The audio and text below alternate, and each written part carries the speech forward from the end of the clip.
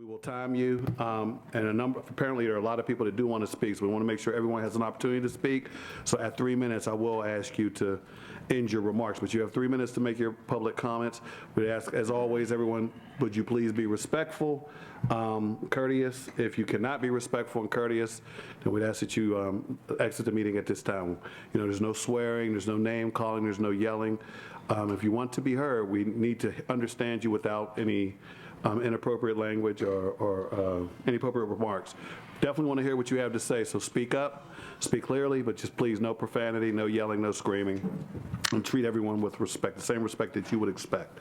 And with that being said, let's do roll call. Councilman Katina. I am the designee for Councilman Katina, Bethany Hallam. Thank you. Richard Fitzgerald. Steve Polarski for the executive. Terry Klein. Present. Gail Moss. Present. Abbas Camara.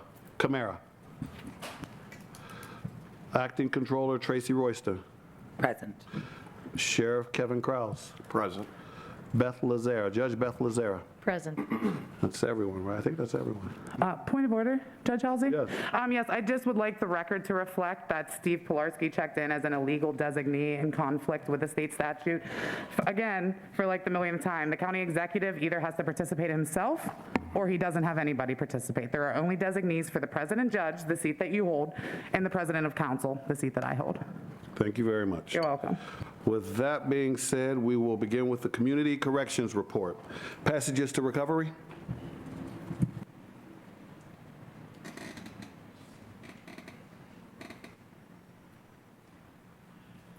All right. Good afternoon, everybody. My name is Kevin Cordsey. I am the Director of Residential Services for Passages to Recovery. In the past month, we've done some work to add additional services coming into the program. We've had 2 agencies providing peer support, one certified peer support, which is mental health support, and the other certified recovery support, which is drug and alcohol support services. We have also begun talks with People's Oakland to be able to come into the agency to provide services, and also for us to be able to send our clients to make connections with them. They have a number of services, both housing and other types of things, employment. I'm trying to work with folks that may be wanting to return to services but have past crimes that might get in the way. They help them work through that. And lastly, we have started on our road to start resuming visits for clients. We've been doing, for probably the past month or so, court-ordered visits with children that were ordered by CYF. So we've been doing that successfully for the past month or so, and are working on trying to get normal kind of visits back up and running for clients. So that's pretty much it for today. How is your COVID count doing among staff and residents? We actually had up until recently had no real issues. This afternoon, I had a staff member who tested positive and is fully vaccinated, but tested positive nonetheless, so she'll be out for 5 days. Other than that, no problems.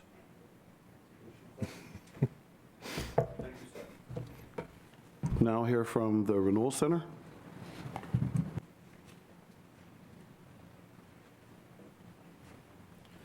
Good afternoon, Board. Frank DeClaire reporting for Renewal. Last month, we reported that we were preparing for a pre-audit, which took place on the 13th through the 17th of June. I'm happy to report that our preliminary findings in the closing with the auditor, we were 100% compliant with all the mandatory and non-mandatory standards, and exceeded some of the standards for that audit. So we have not received the final report, but once we do, we'll forward that on to the jail for review. Secondly, this week we rolled out a new software and tracking system for our reentrants. All data has been migrated, and staff is working hard to fix some of the kinks that we find in the system, but we're very confident in the system and pleased in it. And lastly, our staff, our treatment staff will be participating in the upcoming recovery walk, and they'll be taking some of our inpatient treatment reentrants to the walk. COVID, we currently have 0 COVID positive reentrants in the center. We did have one staff that was out. He returns to work tomorrow. And so it's been very good, so knock on wood. Any other questions? Yes. I have a question. When they do test positive, how long do they stay off? Staff? Yes. So we do 10 days from their first symptoms, first signs of symptoms. Okay. So having shots doesn't. No, we, Okay. across Okay. the board, whether they're vaccinated or unvaccinated, err on the side of caution there. Okay. Yes, Beth. Thank you. How many folks who are currently in Renewal Center have outside employment? Currently employed or eligibility for employment? No, like are actually working? I do not have the exact numbers. I think last month, I'm in the process of running that report with the new system. There's a little bit of a delay. I believe last month we were around 75% employment. In the center as a whole, we were above 80% last month. Okay, I and don't there's, have the exact figures on me today, I apologize. okay, no, that's like, I was just kind of looking for a rough estimate. If you could, at following meetings, maybe bring those numbers. I'd like to Absolutely. kind of watch that. Certainly. So I have a question specifically. So you garnish, well, not you, Renewal Center garnishes a percentage of any pay that the folks who are in Renewal Center get, correct? So there's been a change in that recently. So currently, we only collect 10%, and that's just for court costs and fines. Previously, there was 20% for room and board. That is no longer. Previously, there was 10% went toward mandatory savings for them, and then when they got released, they would get a check. That has been taken away as well. So currently, the only money that's taken from reentrants when they're employed, when there is income, is 10% for their court costs and fines, and that's paid directly to those counties or. That's what I was going to ask. It's paid directly from you. You take it from their paycheck, and then Renewal Center disperses it to the courts. Correct. Okay, awesome. Thank you so much. And when did that change happen? Say maybe a month or two ago. Okay, so It's been a few months. okay. This is just the first I've heard of it, Yep. so thank you very much. And that's all I have. You're welcome. Any other questions? Thank you. Thank you very much. You're welcome. All right, we'll now hear the electronic monitoring report.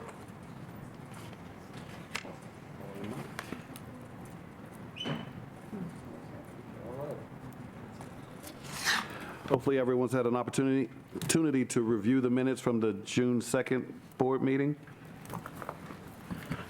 Motion to approve the minutes. Second. All right, all in favor? Any opposed? All right, the motion will carry. Minutes are approved.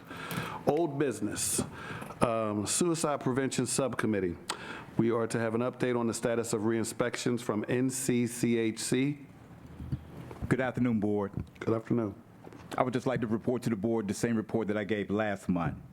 NCCHC is reporting to the jail on August the 22nd of this year to do their re-inspection. So I will not have any updates pertaining to the NCC report until after that inspection on August the 22nd. Yes. Yeah, will you be providing this board with a copy of that report when it's finalized? Yes, we will. Thank you. Any other questions? All right, update from the subcommittee regarding the suicide prevention. I think that's the one that we still don't know who's on the subcommittee, so we need to sort of have a who's on that subcommittee.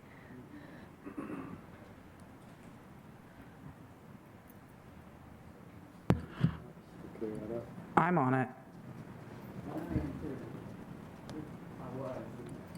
Yeah, I mean, I was too, but then once she left, our chair left, we sort of haven't figured out what's going on with it.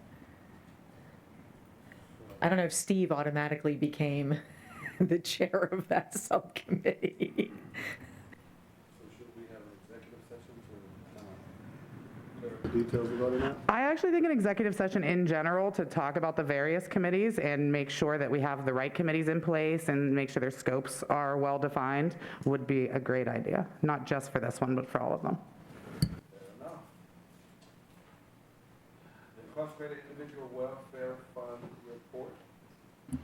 All right, we have a couple of things, and I think I'm going to defer to Terry Klein first because she has the update on the survey with the Pitt School of Social Work. So this has been a long time in coming, and we still have to wait. My understanding is that it got delayed due to COVID issues with Dean Farmer's group.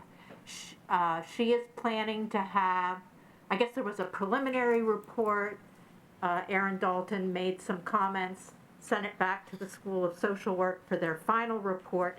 The final report will be delivered to Ms. Dalton on the 20th. So 20th of July, right? 20th of July. So here's hoping that we'll have, and after Ms. Dalton has a chance to review it, then we will get a copy, is my understanding, and then we'll be glad to share it. Questions? Well, just for some background for those of you who may not be following our survey, the Incarcerated Individuals Welfare Fund thought that perhaps there could be some better uses of the Incarcerated Individual Welfare Fund money, and we decided that we should not be the ones that just automatically decide on where the money should go because we're not in the Allegheny County Jail. And so we were able to contract with the Pitt School of Social Work, and they have run a survey with the people that are in the jail to find out what their needs are so that any decisions made about the Incarcerated Individuals Welfare Fund would take into account the needs and desires of the folks who are currently in the Allegheny County Jail. So just to give you a little bit of background. Yeah. I was going to ask Aaron Dalton if there's anything she wanted to add. Okay. Yeah, we just need the final draft. And it was a very, a lot of people participated and a lot of people gave a lot of comments. And so that's, I think, what made it delay a little bit longer is that Pitt wasn't expecting to have such robust answers to the survey questions. So it's taken them a little bit more time to actually finalize everything and distill it all down into a report. The second thing that our committee has been working on for quite some time is the liaison position. For those of you, again, this is designed to be a position, a full-time position that would be advisory to this board. It would not make decisions. It would be advisory to this board, and it would be able to go into the Allegheny County Jail and sort of check on things and how are things doing. So if we get a lot of complaints about the food, this person is going to be down there eating the food. So we're going to find out what the situation is in the jail about the food. And it's designed to give us the actual real-time assessment of what's going on in the jail. We think it's an incredibly important position, and we have been working so many months to try to get this done. We had a little bit of a detour when we tried to get the Pennsylvania Prison Society to subcontract with us to provide a person. That did not work. We then said we thought we needed somebody that would be internal, and so Sheriff Kraus very kindly offered his office to house that position. So that position will be housed there. Housing it means that we need a place for payroll to be run and basically to be a supervisor in the sense of, are you here, what hours are you working, what's up with the payroll, those kind of things. This board will supervise and direct the actual work of that person. And Sheriff Kraus was very kind to do that. So what we need to do now is fill that position. We've had some research occurring through Ms. Royston's office. She has been having some people figure out where we can do all the advertising for that, what it's going to cost us, how we're going to proceed. And so what we want to do is come up with a report to provide to this board for approval that would have where all the advertising would be for the position and a timeline of here's when we're going to do the ads, here's when we're going to close the application process, here's when we are going to actually go through the resumes, here's when we're going to do the interviews, here's when we're going to do that, make the hiring decision. So we want to have that pretty much set in stone so we can stop pushing this down the way. And we think that that's an important thing to do. So if you don't mind, I would just do that motion now, if you're okay with that. Okay with that. Okay. Oh, I thought you were motioning. I was going to second it. But I just want to add one more thing before you go through the reading of the motion, is I just wanted to say that, one, if anybody is listening and that sounds like the job for you or someone that you know, please tell them to pay attention to the jail board meetings, because we'll be providing updates with when the application process will open, what the specific job qualifications are.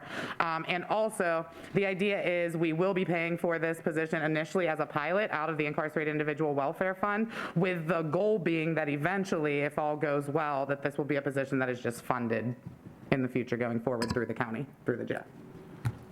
That's always been the discussion that we've had, is that hopefully it would at some point become a line item, or we would get a grant or something along the lines to fund it. But we do think it's an important enough position that we want to start it with the Individual Incarcerated Welfare Fund so that we can get it moving, because that's going to be the fastest way to do it. I don't know whether you guys want me to read the whole motion into the record? Okay, yeah? All right, so whereas on June 3rd, 2021, the Jail Oversight Board voted in favor of a motion presented by the IIWF Subcommittee, which authorized a liaison position for the Jail Oversight Board in order to assist it in fulfilling its statutory obligations. Whereas on September 2nd, 2021, the Jail Oversight Board voted in favor of a motion presented by the IIWF Subcommittee, which mandated creation of a full-time salaried position of Jail Oversight Board liaison, incorporated the proposed job description into the position, authorized a search to be conducted by the IIWF Subcommittee to fill the position, and authorized payment of salary and benefits not to exceed $85,000 from the IIWF, said salary and benefits to be subject to regular review by the Jail Oversight Board. Whereas search and research efforts have been conducted by the IIWF Subcommittee to fill the Jail Oversight Board liaison position, including extensive conversations with the Pennsylvania Prison Society, a statutorily authorized organization since 1829, serving the Commonwealth of Pennsylvania as an independent prison and jail monitor and ombuds. Whereas conversations with the PPS, Pennsylvania Prison Society, were unproductive, and it was agreed by the Jail Oversight Board that the position of Jail Oversight Board liaison would be recruited, hired, and maintained in a department within the county. Whereas the Office of the Sheriff of Allegheny County has agreed to maintain the position of Jail Oversight Board liaison. It is hereby moved that the Jail Oversight Board shall approve the creation of a full-time position of Jail Oversight Board liaison within the Office of the Sheriff of Allegheny County.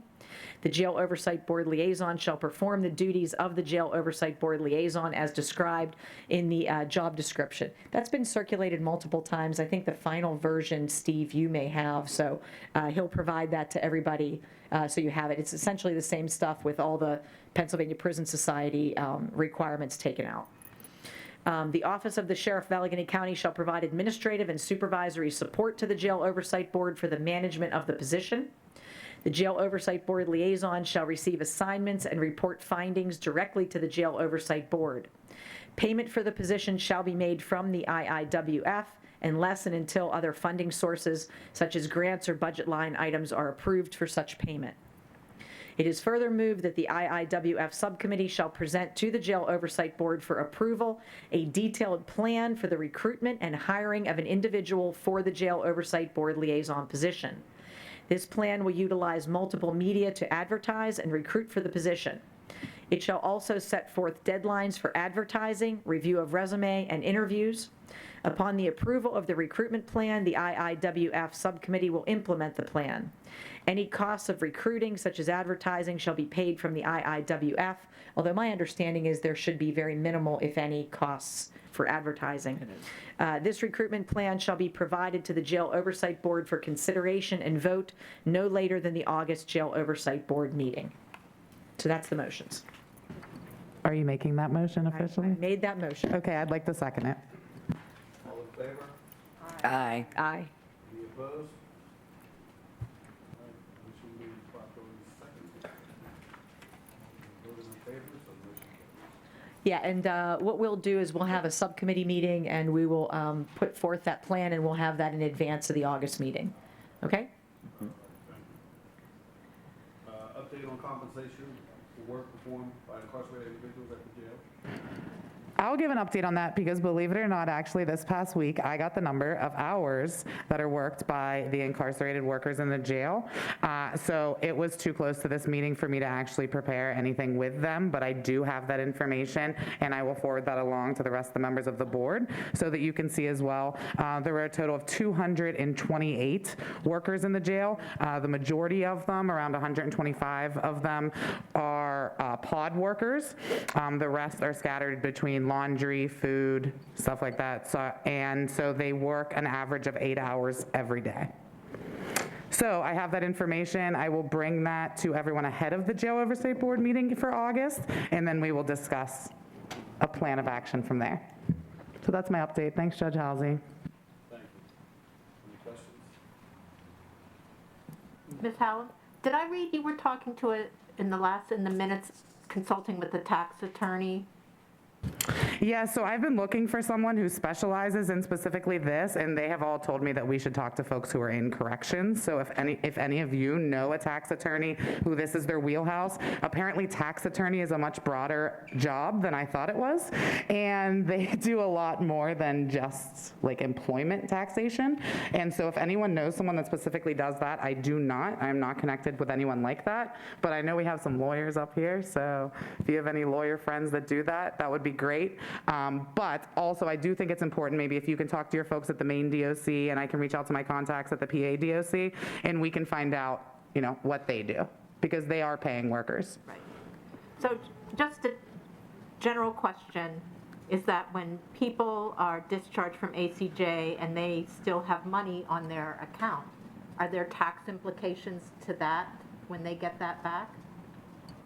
Not that I know of, but again, not my wheelhouse. That would be considered a gift. I mean, someone else put that. I think the tax, that's the tax. The tax would be Okay, applied to the- all right. Thanks for clarifying. Any other questions? All right. Update regarding ADA compliance for employees attending the meeting. The update is the ADA compliance employee will not be attending the meeting. What I remember from the last meeting was Ms. Howland was supposed to be contacting Mr. Baccarat to talk about any HIPAA issues and/or ADA compliance. So, All right, any questions? Yes, what I remember from the meeting was that the ADA compliance person was supposed to be here. And it was noted that there is a person and that we would like to talk to that person. And so why is that person not here? well, what I remember from the last meeting was that you were supposed to, because you had the conversation with Mr. Biondo. And what I remember from the meeting, from the HIPAA conversations and the ADA conversations, that you were supposed to get in touch with Mr. Baccarat. So therefore, that's why the ADA compliance employee is not here. You don't remember that this board asked you to bring the ADA compliance person here? I think I just stated that, ma'am. Okay. Does anyone else on the board remember that the ADA compliance person was supposed to be brought here? Well, I don't necessarily know that we have to remember. We have minutes. Great. So we can actually look in the minutes. That way, none of us have to rely on our memories, because I literally don't remember. Great. So yes, that's actually why it's on the agenda, was because it was requested that that person was brought here, and you had said that would happen. That's literally what it says on the agenda: update regarding ADA compliance employee attending meetings, not update on Bethany's conversation with county employees.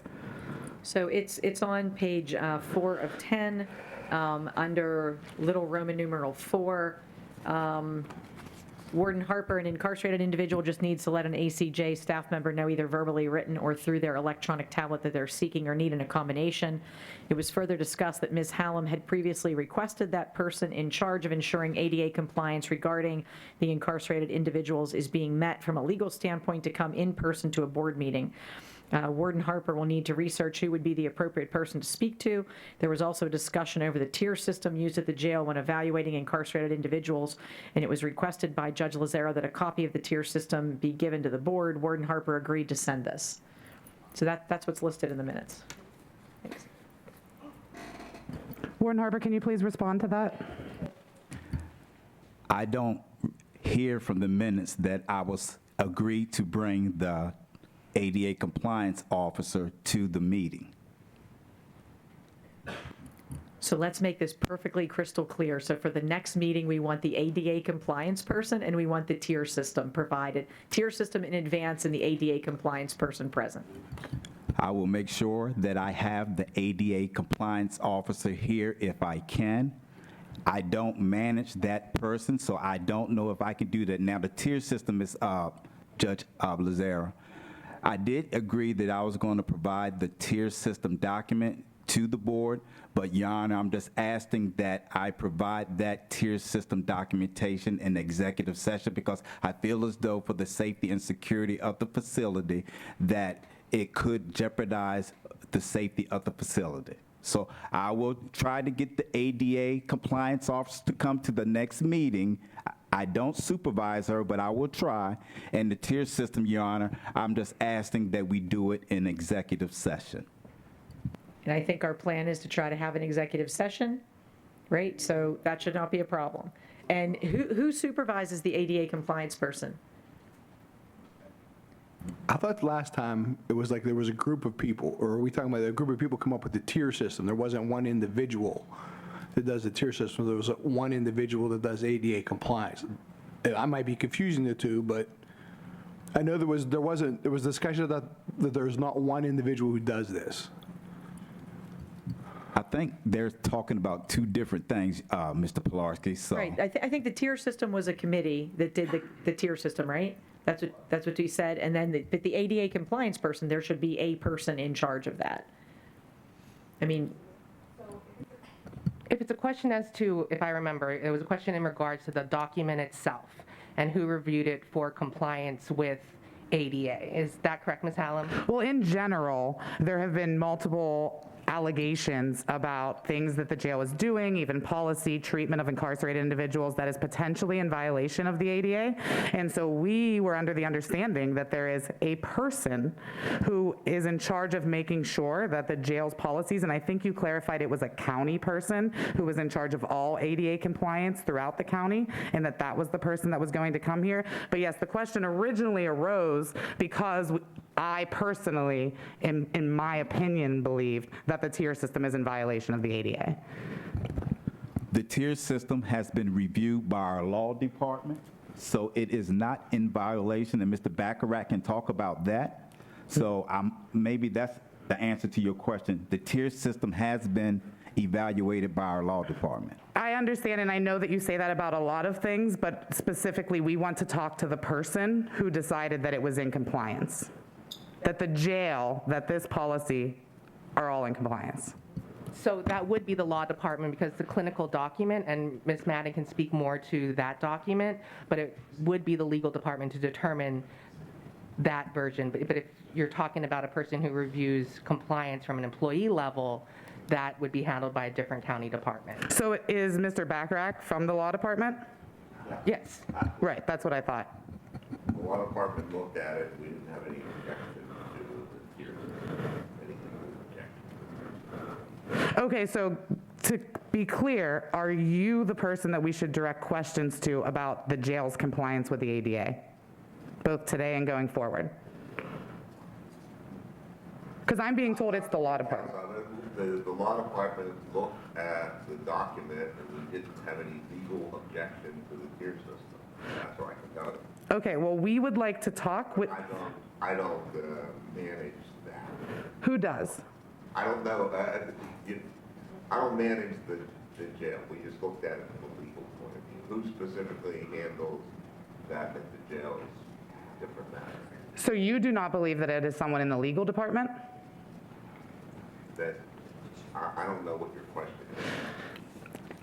Can someone rephrase? Okay, so what we're trying to do is talk to the person or people who say that this policy and other policies at the jail are in compliance with the ADA.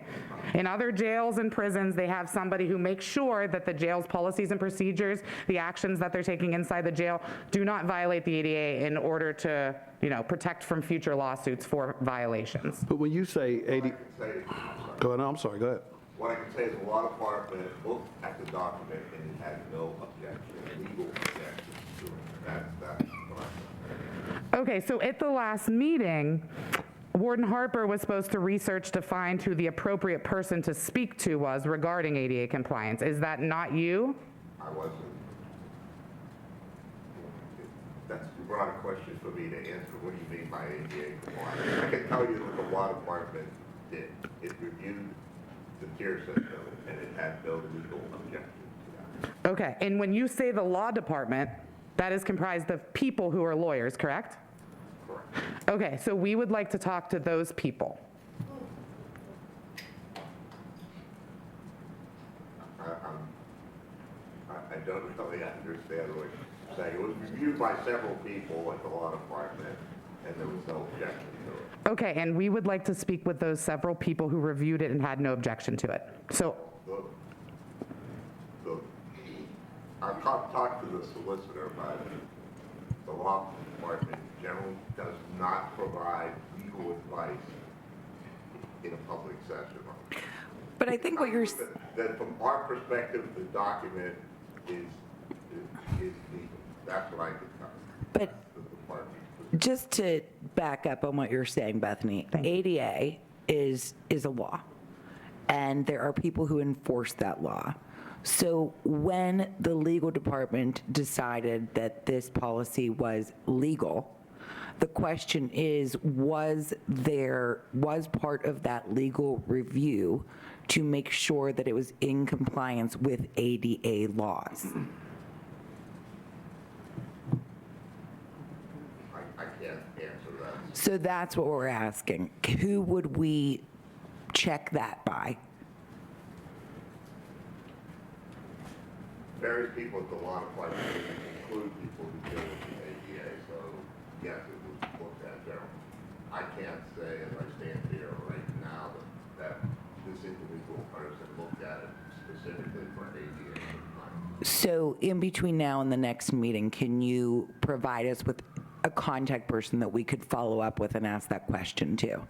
I understand the board wants to know if the law department thinks the system is in compliance with the ADA. Correct.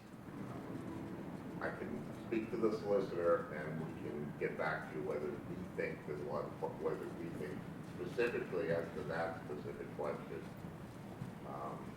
Thank you. I think that's what we're looking for. yes, and again, not just a yes or no. That's not what we're looking for. We didn't ask for a legal opinion to be presented to this board. We specifically want to speak with the people who made those decisions to find out the rationale. I can't agree that would happen. That would have to be a decision you'd have to take up with the solicitor. Right, but with all due respect, Mr. Baccarat, we, as the Jail Oversight Board, already made that decision that we want that information, and that's really all it takes. The solicitor can come to us, as was supposed to happen between the last meeting and now. We're now saying you can have one more month, but we want to talk with those people. I understand what you're saying. Okay, I just wanted to make sure. Or disagree, but I understand what you're saying. Yes, I appreciate that. I really was not looking for your specific opinion, whether you agreed or disagreed. We would just like those people. Thank you. I understand the request. Thank you. Can I make a suggestion? Because I think that, we do have these discussions sometimes and we're unsure what the action items are that come out of the meetings. As secretary for this board, maybe it would be helpful, and Warden Harper, tell me if it would, if there are follow-up items, maybe shortly after this board meeting, we could just alert you to them so that there's no question. Would that be helpful to you? Absolutely. Okay. So can I make sure that I'm clear? The law department will make a determination as to whether or not they're going to be at the next meeting to talk about ADA compliance to the tier system, right? No, they will not make the determination. We made the determination that they will come to the next meeting, so what will happen is they will come. Any other questions? All right. Update regarding Summit's dietitian attending the meeting, Warden Harper. Summit's dietitian will not be attending the meeting, and what I remember from the last meeting was that the board was going to provide questions to me to submit to the dietitian to answer. I have not received any questions from the board to submit to Summit to answer. Any questions? Yes, Judge Housey. We have requested multiple times to speak with the Summit dietitian. We would like to speak with them. Please bring them here. So that's an action item for the list. We want the dietitian. And again, I mean, we can go back and forth with semantics as long as we want, but both of these people now for months we've been trying to talk with. Summit, I can't even, does anyone know, my colleagues up here, how long we've been trying to talk with a dietitian? I mean, it's the one recurring theme every single month is the food. We've been asking for this over and over and over again. Like, what needs to be made more clear to understand that we want the dietitian here? How can he require the dietitian to be here? They have a contract with us, with the county. Summit has a contract. If they're in violation of the contract, then cut it off tomorrow. Refusing to not come to the meeting doesn't violate the contract. But if he's saying, hey, the board wants to speak to you, and we're saying the board wants to speak to you, and the dietitian is saying we're not coming, what more would you have this warden do? What else should he do? What should be his next action step? May I have the dietitian's contact information, and I will get them myself to come here. I will provide you with the information for the dietitian. Thank you very much, Warden Harper. All right. Any other questions? We did say last time at the last meeting, I believe Ms. Royston suggested at the very end, to try to give them a list of questions ahead of time, so this wasn't an I gotcha, because that wasn't the purpose of this. So that's my recollection of it. We said we would give them a list of questions that we have. It wasn't in the, I didn't see it in the minutes either, but that's my recollection. Okay, so maybe. It was at the end. When we can talk about this more at executive session specifically, we can devise those questions. Yeah. But if Bethany wants to reach out to them, see their availability, and then we can prepare that for the next meeting. All right. Well, I would say, out of an abundance of caution, just prepare the questions. In the event that they refuse to not come, you can still get the answers that you're seeking, regardless of whether or not they come. I don't know if they'll come. I do not know these people. But I'm just saying, I still would prepare the questions so it's not wasted time. Any other questions? All right. RFP for commissary vendors. Warden Harper. The commissary RFP has been posted, and we're excited that the RFP has been posted. Any questions? All right, thank you. All right, we'll now proceed to having our public comments. We skipped one, Judge Halsey. Number of incarcerated individuals at ACJ waiting to go upstate. Forgive me, I checked it off and It's okay. didn't read it. My apologies. Sorry about that. Number of incarcerated individuals at the jail waiting to go upstate. Warden Harper. Your Honor, I have those numbers. Okay. Good. Thanks. Current 300 Bs in the facility are 70 males, 2 females. 3 males currently serving a county sentence. So once those folks are paroled from those sentences, then they will be transferred upstate. And we have 6 males with open cases. We have 36 males set for transfer to the DOC this month. Any questions? Yeah, and the other half, it sounds like about half is being sent next month. What are the other folks waiting on? Transfer to the DOC. Okay, but They what, let us know when they have room and they can accept them. so we're waiting on room at the state penitentiaries? Correct. Okay, gotcha, thank you. Any other questions? All right, we'll now proceed to hearing our public comments. Again, I will remind you, if you did not provide an address on this sign-in sheet, you will not be permitted to speak. Your comments must be limited to 3 minutes. We'd ask that you strictly adhere to those guidelines, 3 minutes. And we will start with Mr. Kostinowitz.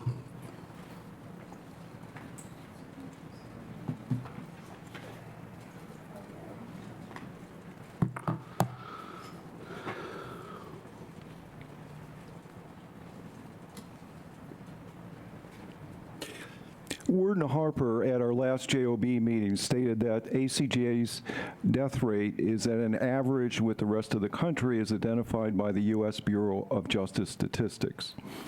Referring to Table 16 of the U.S.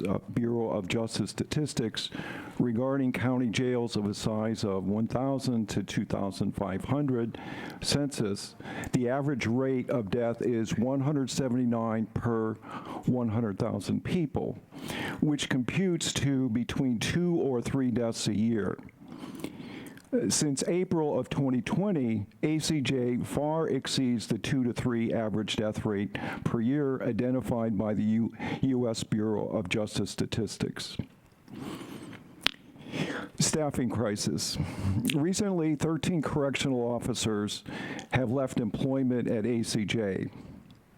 Some people are saying that officers, quote, are dropping like flies. As more officers leave, more officers will be assigned to forced overtime, affecting their physical and mental health and the stability of their families. 50% of the officers who were recently hired have resigned. The JOB voted last year by a vote of 6-1 to conduct exit interviews. It is critical that the board act on their commitment to conduct interviews and set up a structure that protects a person's confidentiality and gives the person resigning the opportunity to talk about the reasons for leaving and what the county and ACJ administration could have done to support the persons to stay. We are all in agreement that the JOB receives very little information from the ACJ administration concerning a death that occurs at the jail. Investigating the cause of death and instituting measures to prevent further deaths is a critical process that must be undertaken. The board needs to know whether ACJ is complying with the NCCHC standard JA09 procedure in the event of a death that I've mentioned to the board in the past. Since NCCHC is being scheduled to conduct an assessment of ACJ's compliance with their recommendations on suicide prevention in August, I would like the board to ask NCCHC to assess ACJ's compliance with the JA09 standard regarding the investigation of deaths at the time of their August visit. Based on state statute, Warden Harper is required to provide medical records, review of those people who have died at ACJ to the Jail Oversight Board. Relying on HIPAA is not a defense, because the HIPAA law does not restrict entities from receiving the records of deceased individuals if they are providing insight. Okay. Your Honor, could I, any response? Your Honor, could I respond to the death data that he just provided, please? Point of order, Judge Halsey. If I'm not allowed to respond to public comments, the warden isn't either. We don't respond to public comment. Okay. We don't respond to. But for the record, members of the board are allowed to respond to public comments, so. We now have, we'll hear from I believe this is, forgive me if I don't get your name correct, but it looks like Brett Armheim. Ammerheim? My apologies, sir. You have 3 minutes. Hello, my name is Brett Amrine. I work at the jail as a corrections officer, and I'm a union steward. It's a shame that I have to actually come to speak on issues at the jail that fail to get addressed by our administration. Judge Lazara, I know you're busy, but you have been reached out to on numerous occasions about the cutting of an officer on a mental health Pod 5F, as you were on the JOB and also the mental health court judge. We have not received any responses from you. You stated at the last JOB meeting, you refer to these individuals as my people, but you were reached out to concerning your people, and there was no response. These are the same people that you see in your courtroom every single day. The removal of the second officer from the mental health unit 5F provides inadequate supervision to the mental health individuals on Pod 5F. There is a reason this pod has been a 2-officer pod for the past 8+ years. This decision was made by an individual without any mental health experience or any mental health background. This decision was not made before consulting anyone from the suicide prevention team or the officers that worked that unit. You guys have a statutory obligation to the incarcerated individuals in the jail. And by taking no actions and doing nothing, you guys are just as guilty as our administration for if and when something happens. You do know that you can order them to put the officer back on 5F. They're clearing, this is a safety issue, they're clearing mental health individuals off of the acute mental health pods faster than ever now because there is no room. 5F used to be the overflow mental health unit for new courts, and now since they refuse to give us the second officer back, they're clearing mental health individuals to general population units to make room for new ones. This is creating a safety issue for other housing units housing mental health individuals when they should not be. We work in a toxic work environment. All the warden and his administration does is harass officers at the jail and hand out code of ethics hearings. They're quick to write up officers for anything and everything in order to create a hostile work environment. They also just hired a video surveillance team to watch officers all day and night and review cameras to see if we were breaking any policies. I would like to address any officer watching this right now that this is the time to fight back. I mean, we did have Pizzagate. Even the Deputy County Manager Pilarski stated that if our vendor, which is not our fault, does not show up to work, we have to eat out of the vending machines and cannot order pizza for the officers. Or when we get forced to do 5 doubles in a row like Officer Hawkins does. We can't even order a pizza to boost morale for everyone's appreciation for staying that week. There's no morale in this building. We can't get uniforms. We were once again ordered by Pilarski to get hand-me-down uniforms from retired officers or uniforms that don't fit us anymore. This is how our administration and county think about us, and it needs to stop. We're not taking the disrespect anymore. We're not laying down. We deserve a better work environment. It's not all negative, though. I want to give a shout out to all the 3 to 11 staff members that do their jobs. We all appreciate you. We all work as a team together. Doesn't go unnoticed. Keep up the good work. Thank you. Thank you, sir. We'll now hear from Brian Englert.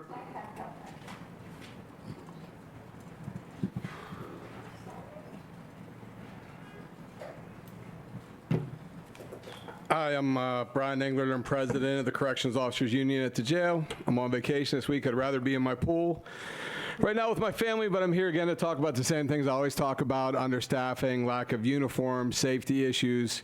I do come up here and speak about these issues under fear of retaliation and harassment. Every time I come to these meetings, I get a write-up. I mean, that's just a little ridiculous. I want to talk about officer hiring. The county will tell you that we're doing our best. We're hiring 20 new officers. The sad reality is we lose half of these officers. I went to county council this week to ask if they could extend hiring, living outside the county to new corrections officers, as well as implement a hiring bonus. If you gave $2,000 to the first 50 hires, that's $100,000. The county has a $50 million surplus, according to Controller Royston's report. The pension is drastically underfunded. It should be at 80%. It's fallen below 33%. Correctional officers and nurses take a lot of money out of that pension. You need more people feeding into that pension, and you just don't have it. I also want to talk about a report that came out in February about the food service at the jail.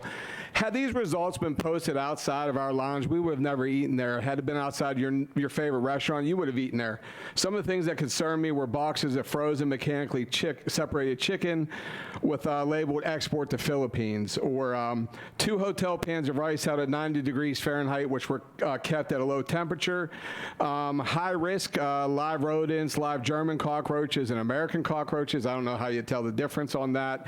This is disgusting that we weren't even notified. And then when we do something like try to order pizza, we're told to eat out of the vending machines. I mean, the vending machines go empty all weekend. They're not restocked until Monday or Tuesday. The lack of care and concern for the officers in this jail is just extraordinary. I mean, the fact that nobody knew the food was this bad and we're eating there every day with rodent droppings and rodent urine on the trays is disgusting. And you know, one time I shook down the kitchen and I saw like 20 trays on a rack. And they all looked perfect, and they were numbered 1 through 20. That must have been the trays that they take a picture of and tell you guys that's what we're serving the inmates, because it's not. I'm also here to talk about the dangers of Suboxone Pass. Under SAM-HSA guidelines, a nurse and an officer shall be present when the Suboxone is passed. The nurse pops and rolls. The nurse has to give a Schedule III narcotic like Tylenol 4. They have to crush it, make sure the inmate takes it, and then swallows it, checks their mouth. Suboxone is also a Schedule III drug. They're not staying. The county is paying sergeants overtime to make sure this is done, and they're saying, No, they leave and you check their mouth. If you don't do it, you're going to get written up. None of us have been trained in Subox and Pass. The major Beta Kiefer told me that it's not going to change until somebody tells them to. I'll go to the DEA. I don't care. They're the ones that are in charge of enforcement.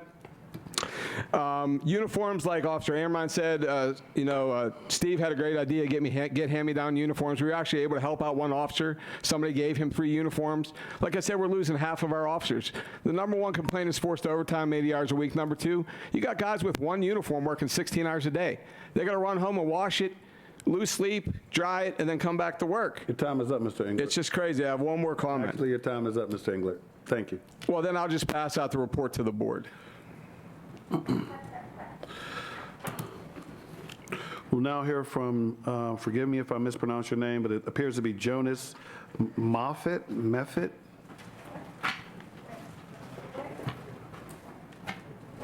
That's your name? I thought your name was...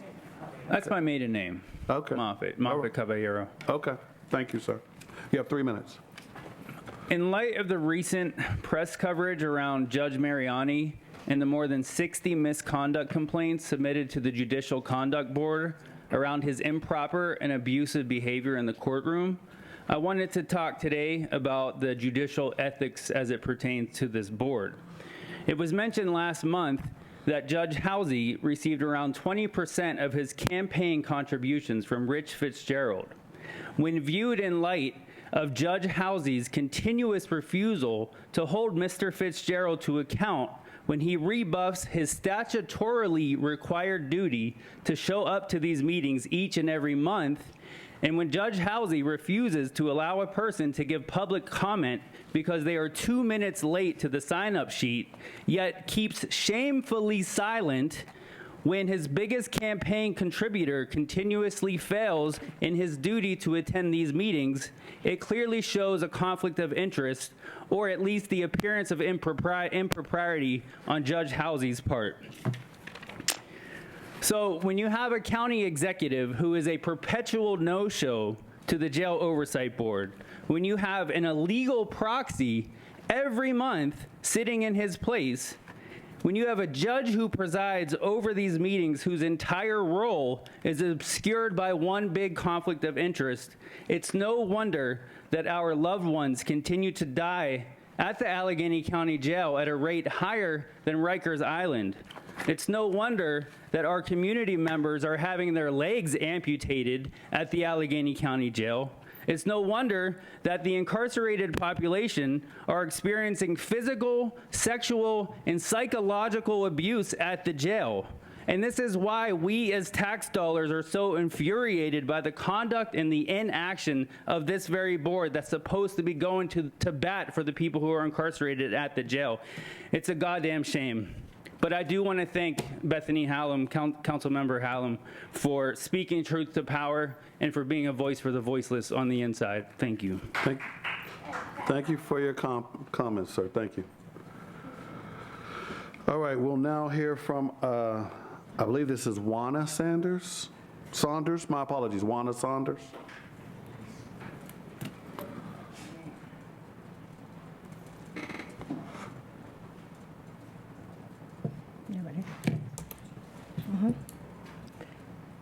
Hello. Hello. Warren Harper, I know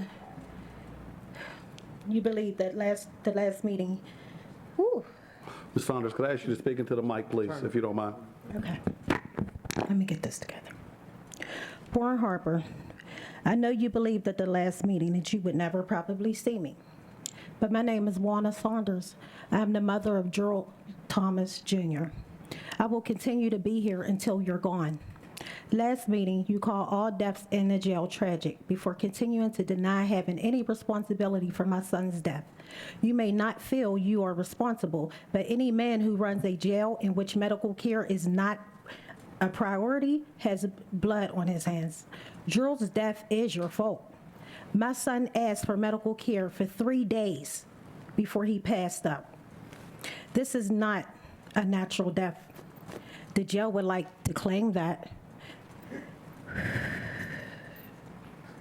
There's nothing natural about passing away on the floor of a jail after repeatedly being denied you are responsible. I asked if you were running a jail or a cemetery, and it is clear that you're attempting to do both. My son was not able to leave your jail alive, but I wonder even if he had received medical care, what would the care look like? The jail is critically understaffed and unable to provide medical care, so I doubt if anything would have been done for him. What does the medical care in Allegheny County Jail look like? Medical care at the Allegheny County Jail for Keyshawn Pennybaker looks like not receiving medical care after a double mastectomy. His incisions breaking open repeatedly after not healing properly. The jail still has not addressed this properly, nor have they addressed other medical issues unique to Keyshawn's transgender identity. This is a medical issue, and it is a LGBTQIA rights issue in a community that I live in, Mr. Harper. Medical care for Kenya Harper looked like losing a baby because she never received medical care that supported her high-risk pregnancy. She did not receive proper care during her miscarriage and was forced to bleed in a cell begging for medical help after the jail ignored her child's lack of a heartbeat for days. Warden Harper, how can you, as a man, run a jail that leads to a loss of a child with no remorse? You are a man. You are not a man I can respect. You don't view incarcerated people as human beings, so you do not care about keeping them safe and alive. Medical care for them is not a priority to you. This is a crisis. You have a responsibility to fight for the people in jail and this jail oversight board. Ms. Saunders, I apologize, but you are far exceeded your 3 minutes. Thank you. Thank you. Now hear from Tanisha Long.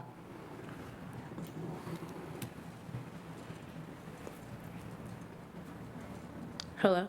Hello. I would like to say that this is meeting 4 of asking where Rich Fitzgerald is. I would also like to address a comment by the warden at the last meeting where he patted himself on the back for having less deaths in the last 2 years.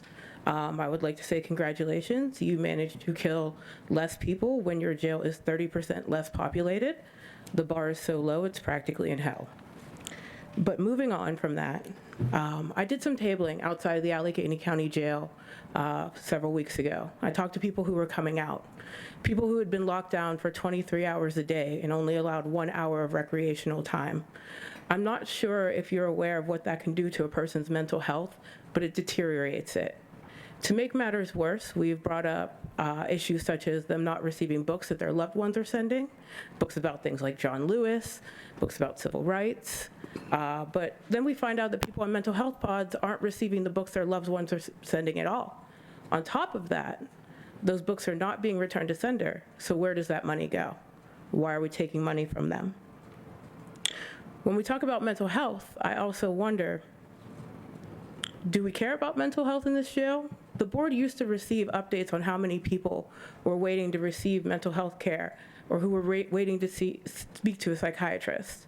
That last report was in August of 2021. 321 people were waiting, and they were waiting an average of 32 days. Since then, we don't get those reports anymore. Those aren't subject to HIPAA, so there's no reason we shouldn't be receiving those numbers. I have a feeling that we don't receive those numbers because they're that bad.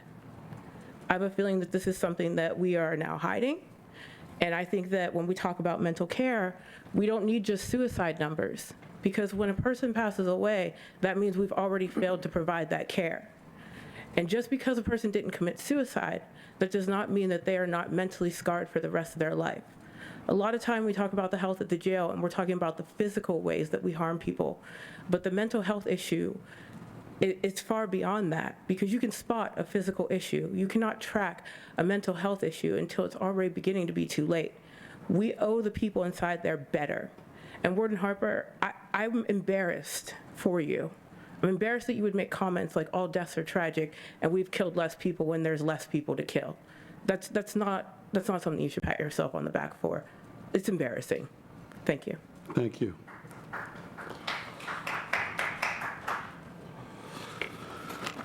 Now hear from Carolyn Williams.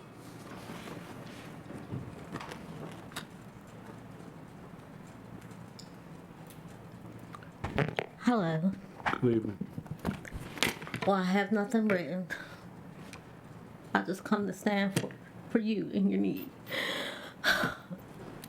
For Sanders, I stand here for. I have a son, Maurice Williams, that's incarcerated.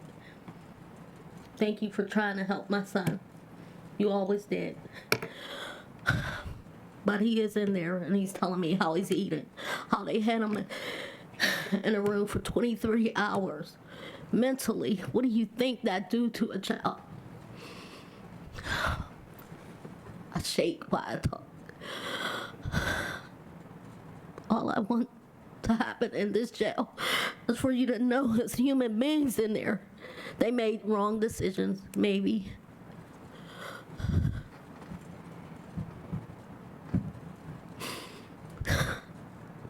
I had a son, Marquise Williams, that was incarcerated. He had a mental issue. No one listened to me. And he was in there. No one listened to him.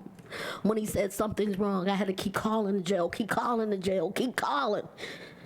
Ooh, Heavenly Father. No one listened. When I told them something was wrong with my son, he wasn't on his medication, but I fought, and I fought. I went over y'all head in that jail because no one listened. I got him out right now, but he's still mentally fighting because being in there, incarcerated, 23 hours a day, that no one understood my son had mental. And he came out even worse as he went in. So I'm saying to you, Heavenly Father, listen to these kids. They need help. And you're not helping them. You're not helping them. Listen to them. Feed them right. They eating bologna sandwiches. That is green. Do you hear me? Would you eat that? I'm not saying sometimes something ain't wrong with them, but y'all not listening. Something's wrong mentally, and y'all make them even worse by not listening. So I'm telling you, do better. I know you gotta have a heart. Do you not? Oh, Heavenly Father, I tell you, listen. Help these kids, help them. I tell you, listen, they need help.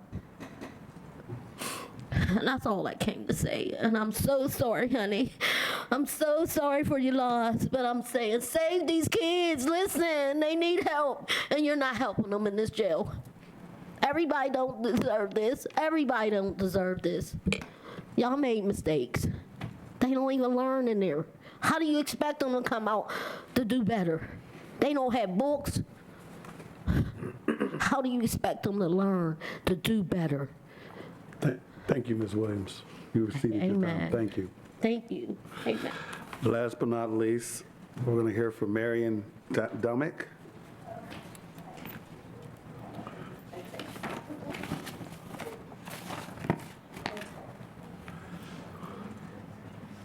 She's tiny. Well, I think we might need you to be in front of the mic. I think I can talk loud enough. Do you hear me? I do hear you, but the gentleman needs to have you, he needs to have you on the mic, ma'am. What? Well, I can move this over. There Okay, you cool. go. All right. All right. All right, I'm here today, this time, for myself. For You're right, something I apologize. I'll get to you. My apologies. I'm sorry. No, I was talking to, go ahead. I'm here for something that may sound frivolous, but it frankly isn't. Because I'm sort of representing people of Allegheny County, including every one of you who presumably, I think in order to work for the Allegheny County, you have to live here. All right. You all pay taxes. I pay taxes too. We all do, I hope. All right. The county in 2017 lost the case, or the case was filed in 2017 against the county jail for what? How they treat transgender men, male and female, how they treat them badly, as you might have expected. $300,000 is what has been now. The county is paying. Who pays that $300,000? All of us. All of our taxes pay that $300,000. I don't want to pay it.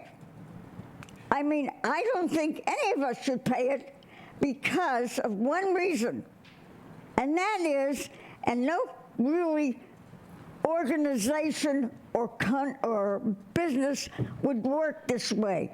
If they have a $300,000 or $5 million or whatever fee to pay, they would look at the person who caused it, and either he or she would be out or would be somehow punished.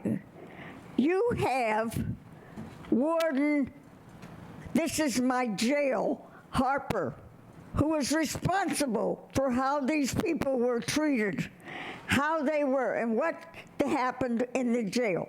I am asking you, is that reasonable? Should we all be paying for what he did wrong, knowing that the law, 4 years before he did it, said, the federal law said that wasn't to be done that way? People were not, transgender were not to be treated that way? We are paying for his offense, and he is paying what we pay, and that's it. Sounds fair? Then I mean, I'm serious. I want my tax money to go to improve the country, the county. I want it to go where it should go. It's not going to the jail to see how transgender are used, how they treat people on suicide, what they're doing, and all the ones that you've heard just before me. That isn't what you're doing. And the people who should pay attention to that are all of you, including, and I know that the one from the county, she's been very adamant on it. But I would say one of your members who is being represented, Mr. Fitzgerald, he's responsible too. And I want to say that. Okay, I've given you, yes ma'am, I've given you. I'm finished. Far past your 3 minutes. Thank you so much for your comments. Thank you. My apologies, Jody Lincoln. I missed you on the list. My apologies.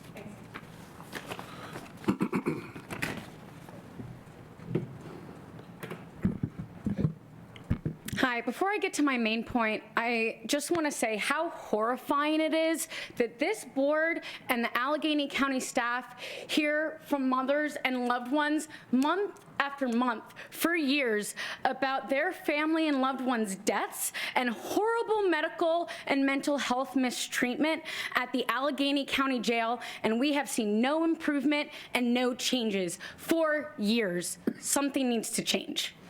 Anyways, I'm a member of the Pittsburgh Prison Book Project, formerly known as Bookum, which sends free reading and educational materials to people incarcerated in PA.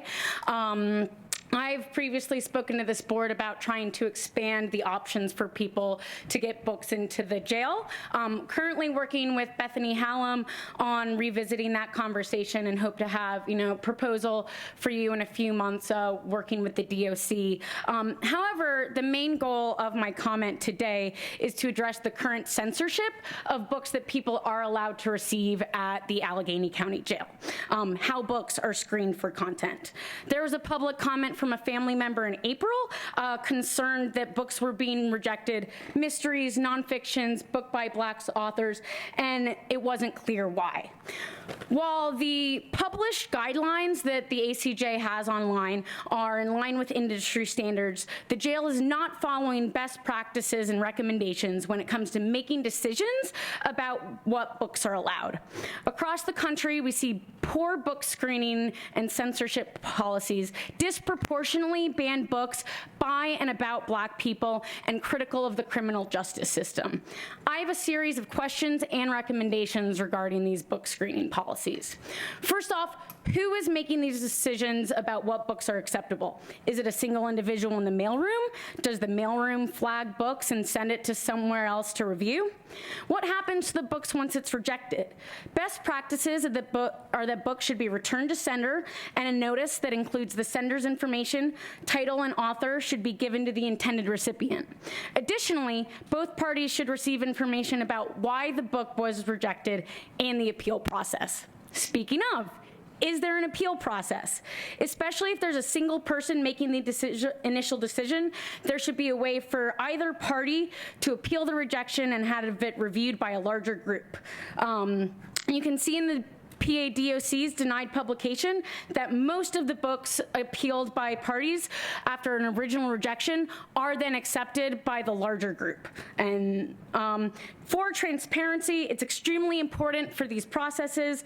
All the above steps need to be clearly made public to the board and to the public and to the incarcerated individuals, but there also needs to be transparency about what books are rejected and more clarity about what defines a safety and security issue. That term specifically is extremely wishy-washy and has been used across the country and by many correctional institutions to disproportionately screen books that are critical about the criminal justice system, books about Black liberation and white supremacy. So in closing, I hope the Jail Oversight Board will take this seriously and help the warden implement a better book policy across the board. Happy to offer my services and have a large national network of experts in this that I would, help make available to create that policy. Thank you very much for your comments. Thank you. That's legit. Pardon me? If that's the last one, I have a question that I want to ask just about. Somebody has a. Oh, okay. You're about to put his address. He just said about making a phone. Yeah, I just said about to make a phone call. Give me a chance to put my address down. No, your address isn't down. So, we don't allow people. There's no requirement anywhere that says your address must be written on a piece of paper. His name is signed in and he was signed in time. Actually, there is. Where? Because you have to ensure that people live in Allegheny County. So I didn't make. But he can prove that to you right now. You want to run a meeting? I would love to run the meeting, yes, please. Honestly. So, Mr. Gray, come on up and speak, but in the future, as I said at the beginning of the meeting, you need to put your address down. So I need you to do that before you speak.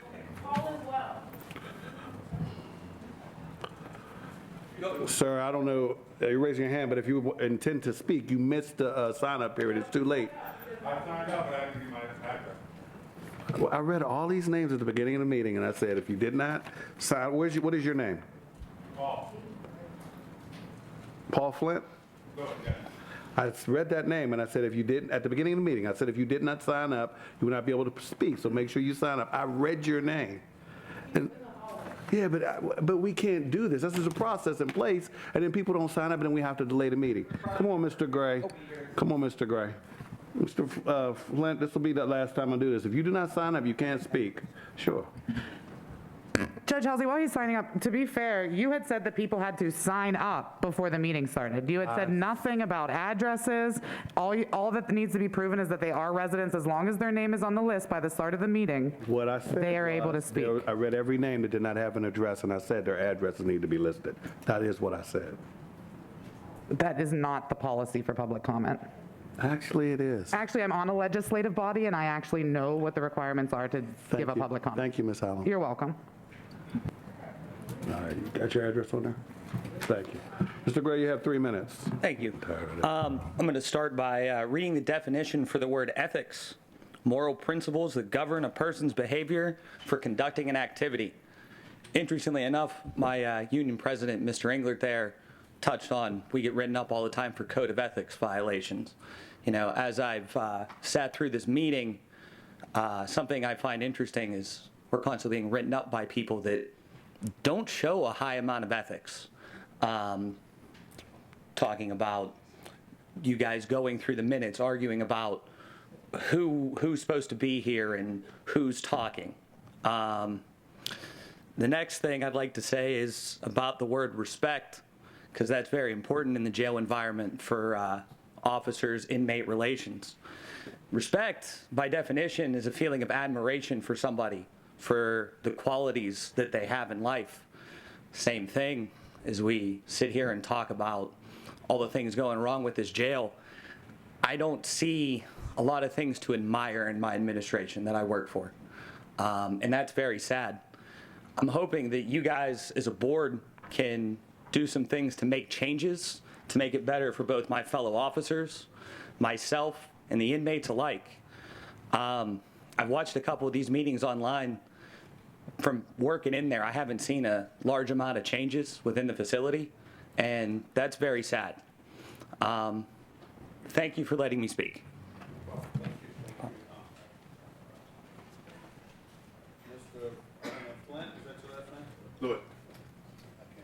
Fluid. Yes. I definitely appreciate you guys letting me speak today. I just want to get to basically speak about what transpired on the 21st of May with my wife. Practically, she was incarcerated for a 72-hour hold. She was placed in the hold for a 72-hour hold for missing a court date. She was and to let you know that she was postpartum. She just had a baby. We just had a baby not long ago, and on the 16th of May.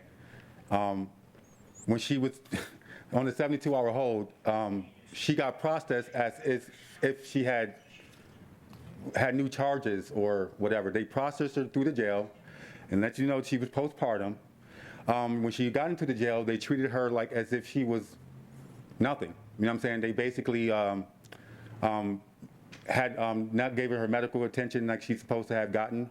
Being that she's postpartum, she was basically placed into a holding cell. I can't really give the details of what she probably have to speak next time to tell you, give full detail. But she's on a 72-hour hold, and she got processed as if she was, had new charges. It was brought to the attention to the warden.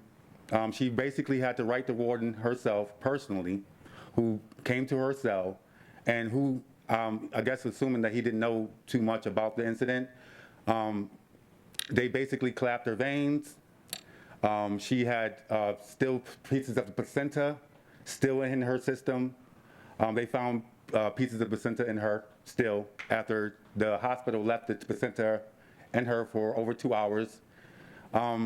She basically went through a lot while she was in there.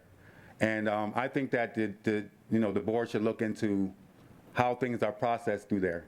You know what I mean? Because as a postpartum female, I don't know what it'd be like to be postpartum. I'm not female. But I mean, I can imagine the emotional trauma that she's been through while she was in there. She said that they was basically treating her like she was like, in other words, poop.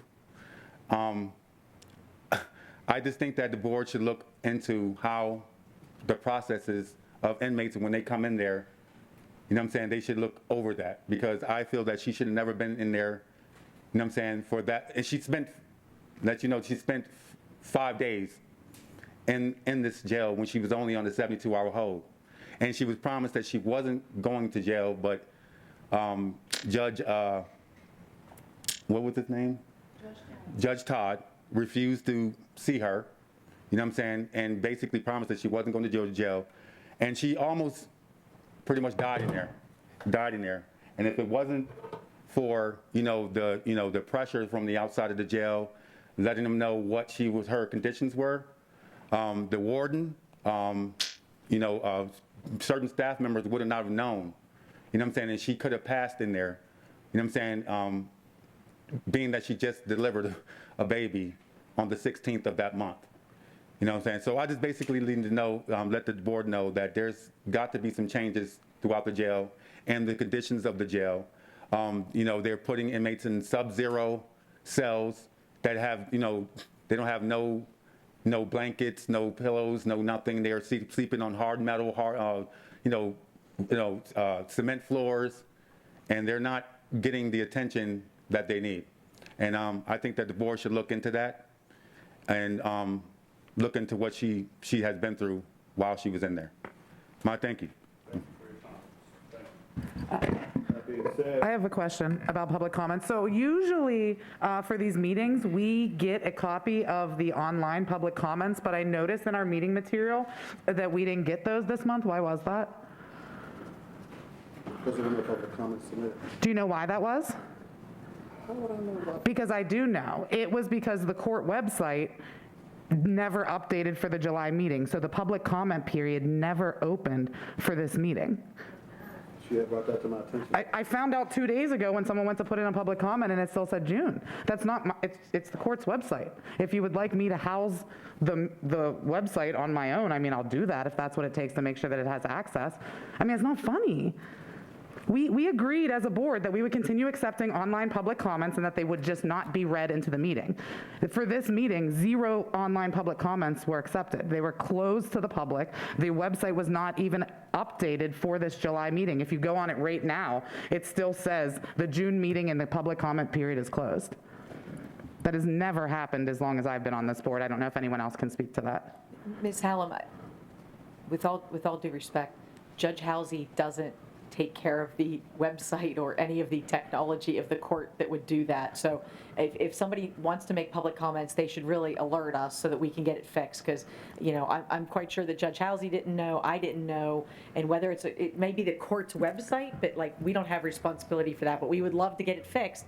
We just need somebody to inform us so that we can get it fixed, because it's important that the public be able to do the comments. But if we don't know, we can't fix it. Yeah, I only found out after the comment period was about to end anyway, so I figured I'd bring it to the attention of the full board here.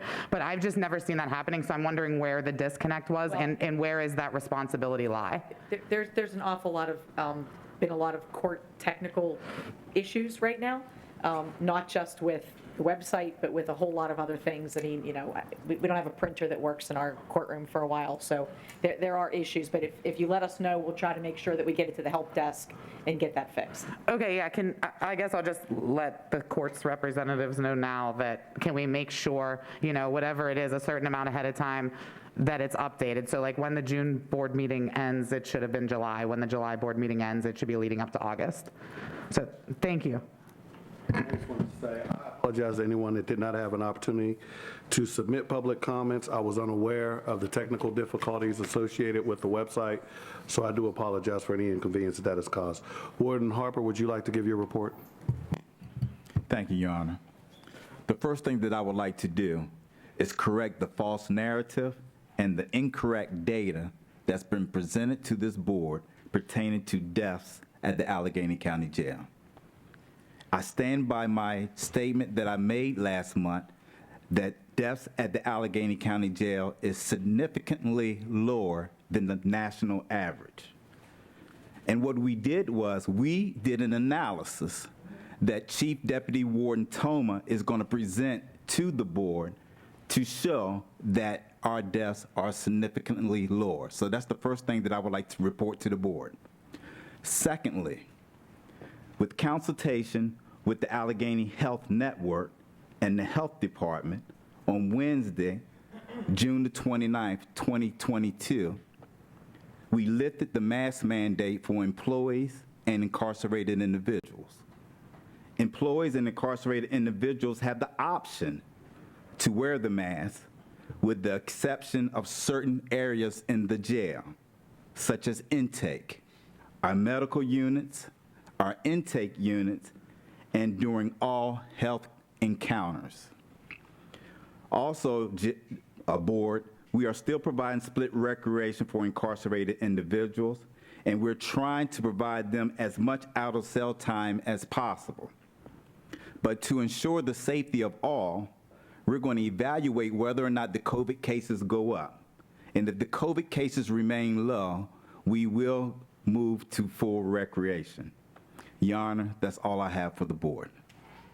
Any questions?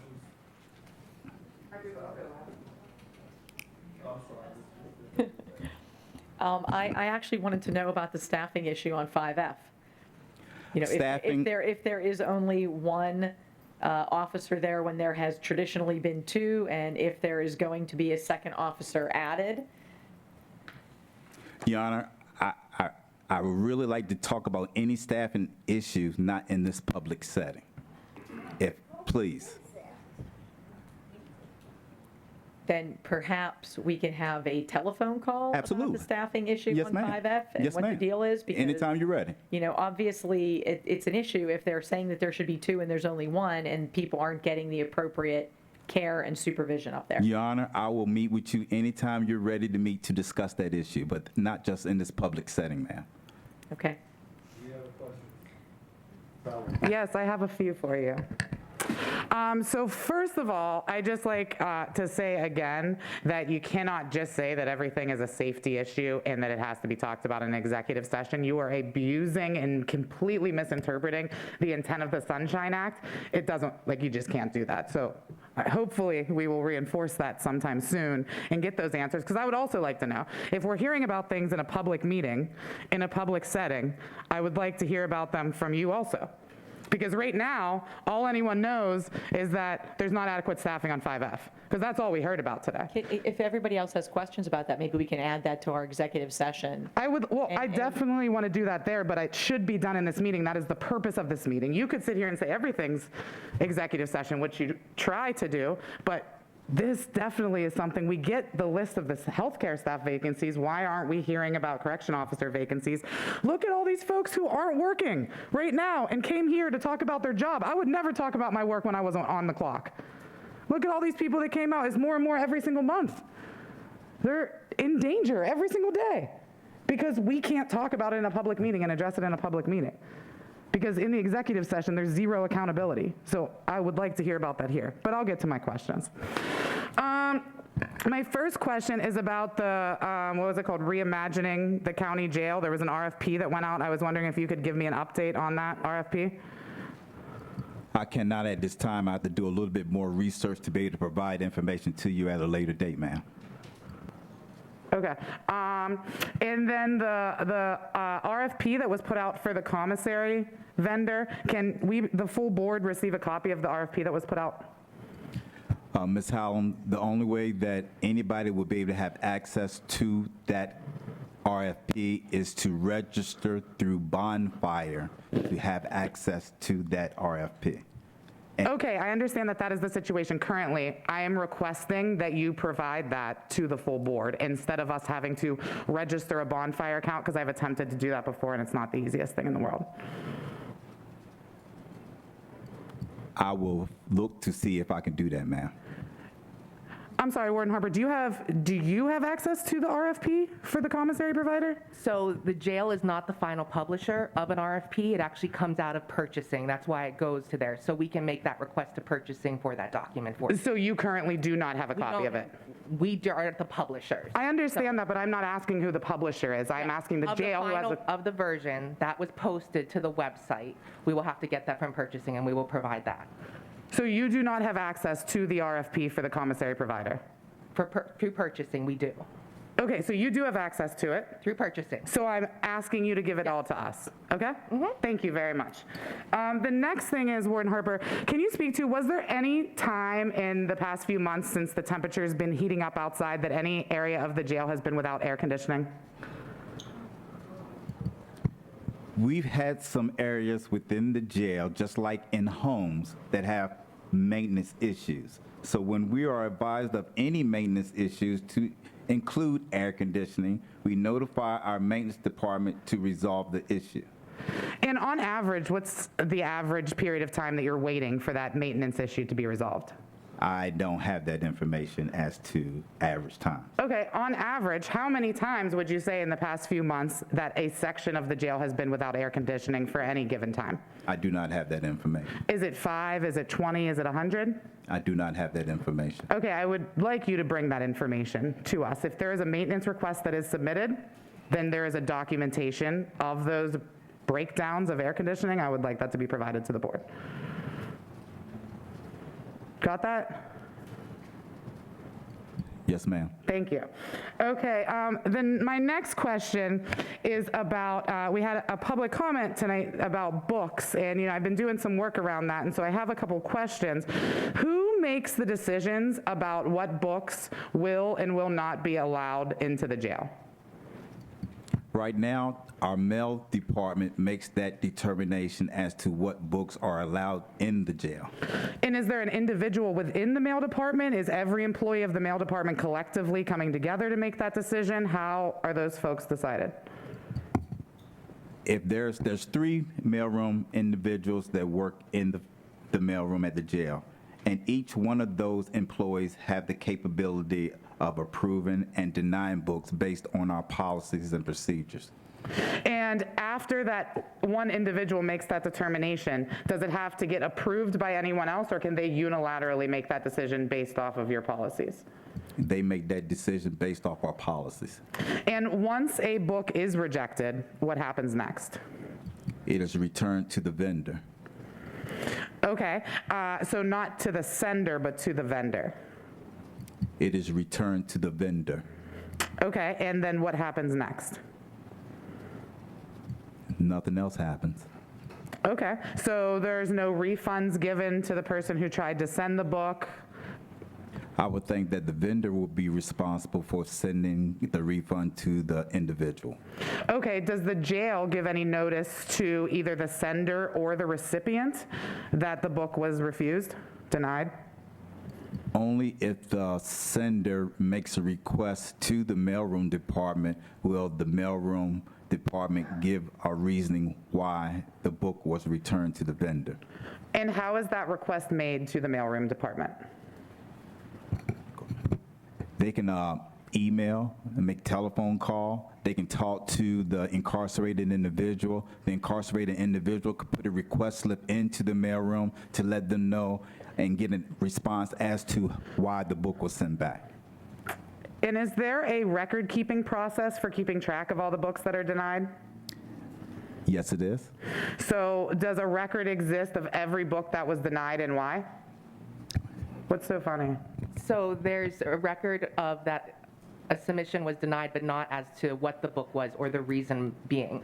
Also, I wanted to point out your statement in regards to, is the person notified? One of the reasons a book could be denied is that the receipt, A, there's no receipt received with the book, or B, that receipt does not identify a sender. So there would be nobody for us to know who that sender was. So beyond the reasons why books are denied that's posted on the Allegheny County Jail website, there are other, there's also the fact that there's no receipt or there's no sender for us to correlate back to. Okay, and so when you, now back to the record, so what does the record say? Just this person, this recipient was denied a book and nothing else, or what does the record say? I can't speak to exactly what it is. We're not the individuals who enter it, but we can look into what it is. But as far as I know, it's just a record that states that books were denied, but not as to any specifics. Okay, so there's no record keeping as to which books have been denied in the jail? Not to the best of my knowledge. Okay, is there an appeals process for a book being denied? Not to the best of my knowledge. Okay. Do senders need to be approved to send books to the jail? No, senders do not need to be approved to send books. So why are books denied when a sender is not identified? That's part of the policy, is that a sender has to be identified that we're actually receiving it. So that is the policy. I can't speak to why that's the policy. I wasn't the author of it, but we do require a known person to be the sender. Okay. My next question is about, so we've talked before about how the money from the phone, like the profits received from phones and tablets, or that money, where does that money go? Because it used to go into the Incarcerated Individuals Welfare Fund, and I know that changed a few years back. So I'm just wondering where that money goes now. So the Commissary has a commission rate that goes into the Incarcerated Persons Fund. In regards to the telephones and anything for tablets, general fund. The general fund, okay. So it doesn't go into a specific area, it's just broadly thrown into the general fund? Any profit that the jail receives, yes. Okay, and how much is made monthly on that on average? I could not tell you at this time. Okay, but does that record exist somewhere that information could be given to us? I'm sure that it does, since it's received collections. Okay, great. And I wasn't here when it switched from going from the welfare fund, where the commissary commission goes, to the general fund. Were you or Warden Harper that you could talk about why that switch happened? I don't know that I don't know anything about a switch from the inmate welfare fund to the general fund. I thought it always went to the general fund. No, it didn't. They used to both be in the Incarcerated Individuals Welfare Fund, and then the phone, this was pre-tablet days, but the phone calls and commissary profits were separated. Commissary stayed in Incarcerated Individual Welfare Fund, and the phone profits went to the general fund. We're going to have to do some research into that, ma'am. Okay, yeah, I would appreciate you getting back to me on that. Ms. Hallam, could you repeat the ask for that, please? Yeah, the ask for that is how much money is generated monthly from the profits from what is now phone calls and tablets. And two, why doesn't it go into the Incarcerated Individuals Welfare Fund? And Ms. Hallam, we had a discussion at one point in the IIWF about that. It was apparently a prior administration that changed that to help balance a budget, is my understanding. But I'm sure that somebody has better institutional knowledge can give you more specifics. But I remember us having a discussion with Ms. Parise about that. Yeah, I would love to talk to the county executive about it, but he doesn't come to the meetings. But you're right, he would probably have an idea. Well, I think it was the prior administration. Okay. Is what I think we discussed. So just to jog your memory. Okay, I thought it was around 2014 was when that happened. And so that would be the current administration. You think it was older than I don't know that. Okay, I'll check on that.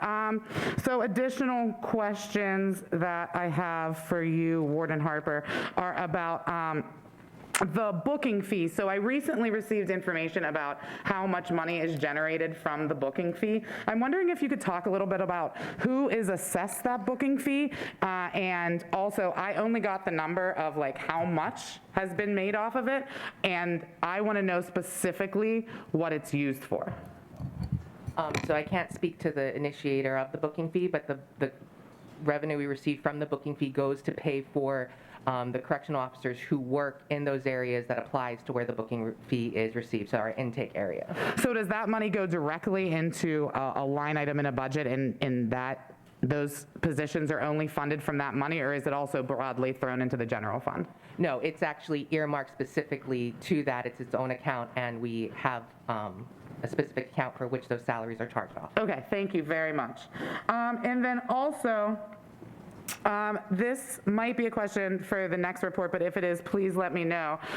But I know at previous meetings, the medical director had spoken with us, and I'm just wondering if that's something that could happen at another meeting, because we're talking a lot about healthcare. A lot of the public comments are surrounding around healthcare and lack of healthcare, and so I'm wondering if we could have a dialogue, the Jail Oversight Board, with the medical director, or if they could come to these meetings. We will look into that, Ms. Hallam. I cannot commit to that. We will look into that. Okay, appreciate that. So my next question is, the one benefit of having these Jail Oversight Board meetings that fall a little bit later in the month is that we get the solitary confinement report before this meeting. So you had that the jail continued to be in a full facility-wide lockdown throughout the month of June. I'm wondering if you can speak as to why that was the case. Through the entire month of June, when on June 30th there were 0 positive cases of COVID. I'm just wondering if you could speak to why the entire jail was locked down. If you remember, on May the 2nd, we placed the jail on full recreation. And when we placed the jail on full recreation, almost 150 to 200 incarcerated individuals tested positive for COVID. So therefore, in order for us to get our COVID cases down, we had to return back to a lockdown and limit the amount of individuals coming out to bring us to where we are now. So we're going to always make our decisions based on the safety and security of this facility. Like I reported before, the cases are down. We removed the mask. They have the option, and we're going to look into going to full recreation as soon as we evaluate whether our COVID cases go up or down. So is the jail on a full lockdown right now? The jail is on split recreation, as we reported before, and we're trying to give them as much out-of-cell time as possible, as I reported during the warden's report. Right, and as you know, I firmly believe that the jail is not in compliance with the referendum and its reporting mechanism. You can say that's not true all you want, but just looking at this here, it says that there were no instances of persons in jail intake being isolated in a cell alone for more than 20 hours during the month of June. But if you remember, the referendum says nothing about being alone. It's that they need more than at least 4 hours a day out of their cell. So during the month of June, are you saying that every single person that came through intake was allowed out of their cell for at least 4 hours a day? Yes. Okay. And then also, I'd like to know, is there, throughout the rest of the jail, not in intake, the rest of the jail, the pods, how many people in the jail were not allowed out at least 4 hours a day of their cell? I think the report just stated, Ms. Howland, you just stated that the entire jail was on the lockdown, so the entire jail. The entire jail, gotcha. And the reason for that was COVID, because COVID numbers were up? Yes, ma'am. Okay, so if COVID numbers were up, and then by the end of the month there was 0, and you decided to go to voluntary mask wearing, has any of those numbers gone up? Right now, they have. Right now, they have not. Okay, thank you very much. I only have one more question, and it is about, we had talked in previous meetings about, you know, we as board members, and I know I'm not just speaking for myself, but are concerned about deaths in the jail. We hear continuously month after month, we have loved ones of people who lost their family members, lost their loved ones in the jail. Oftentimes we're told there was no foul play, it was a natural death. I don't know about you, but I don't think it's natural when we have 26-year-olds falling dead on the floor of the jail. And so we have constantly been told that we as board members, have no authority whatsoever to get information about these folks that have died in the jail. So I did a little bit of research, okay? And so I found instances of many other jail boards throughout this country who do oversight investigations of jail deaths. Just in 2022 alone, the Rikers Oversight Board, the Arlington County Board, the Denver Citizens Review Board, the Metro Council Public Safety Board, all of these are jail oversight boards, and all of those are instances of oversight boards conducting investigations into deaths inside their jail. So Warden Harper, I know that you said that investigations are conducted by the jail. Why is none of that information handed over to members of the jail board? Again, Ms. Howland, Mr. Biondo explained that to you at the last meeting. And if there's any information that you guys are requesting, we cannot provide it because it's pending litigation. So the law department already told you that. So I'm just going to go based on what the law department told the board last month. So to be clear, what the law department told us was that we were not getting information, one, because of hypothetical potential pending litigation, not current pending litigation. And that is not allowed. That is not an exception. And two, we were told that it was because of HIPAA. And so I'm concerned because it seems that we are the only board that's not getting this information. So I'm wondering if you or Mr. Bachrach would like to speak to, I would like information about every single person that has died in the jail. If an investigation is taking place, I would like us to find out about it. Not only would I like it, it is guaranteed to us by a state statute. Ms. Howland, we cannot provide that information due to pending litigation. So there is pending litigation on each and every death in the jail currently right now.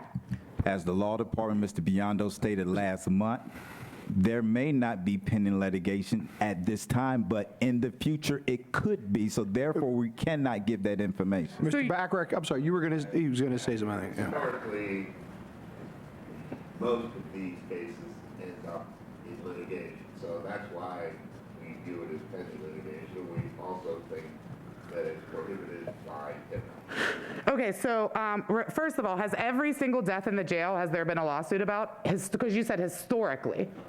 I didn't say every single one. Right.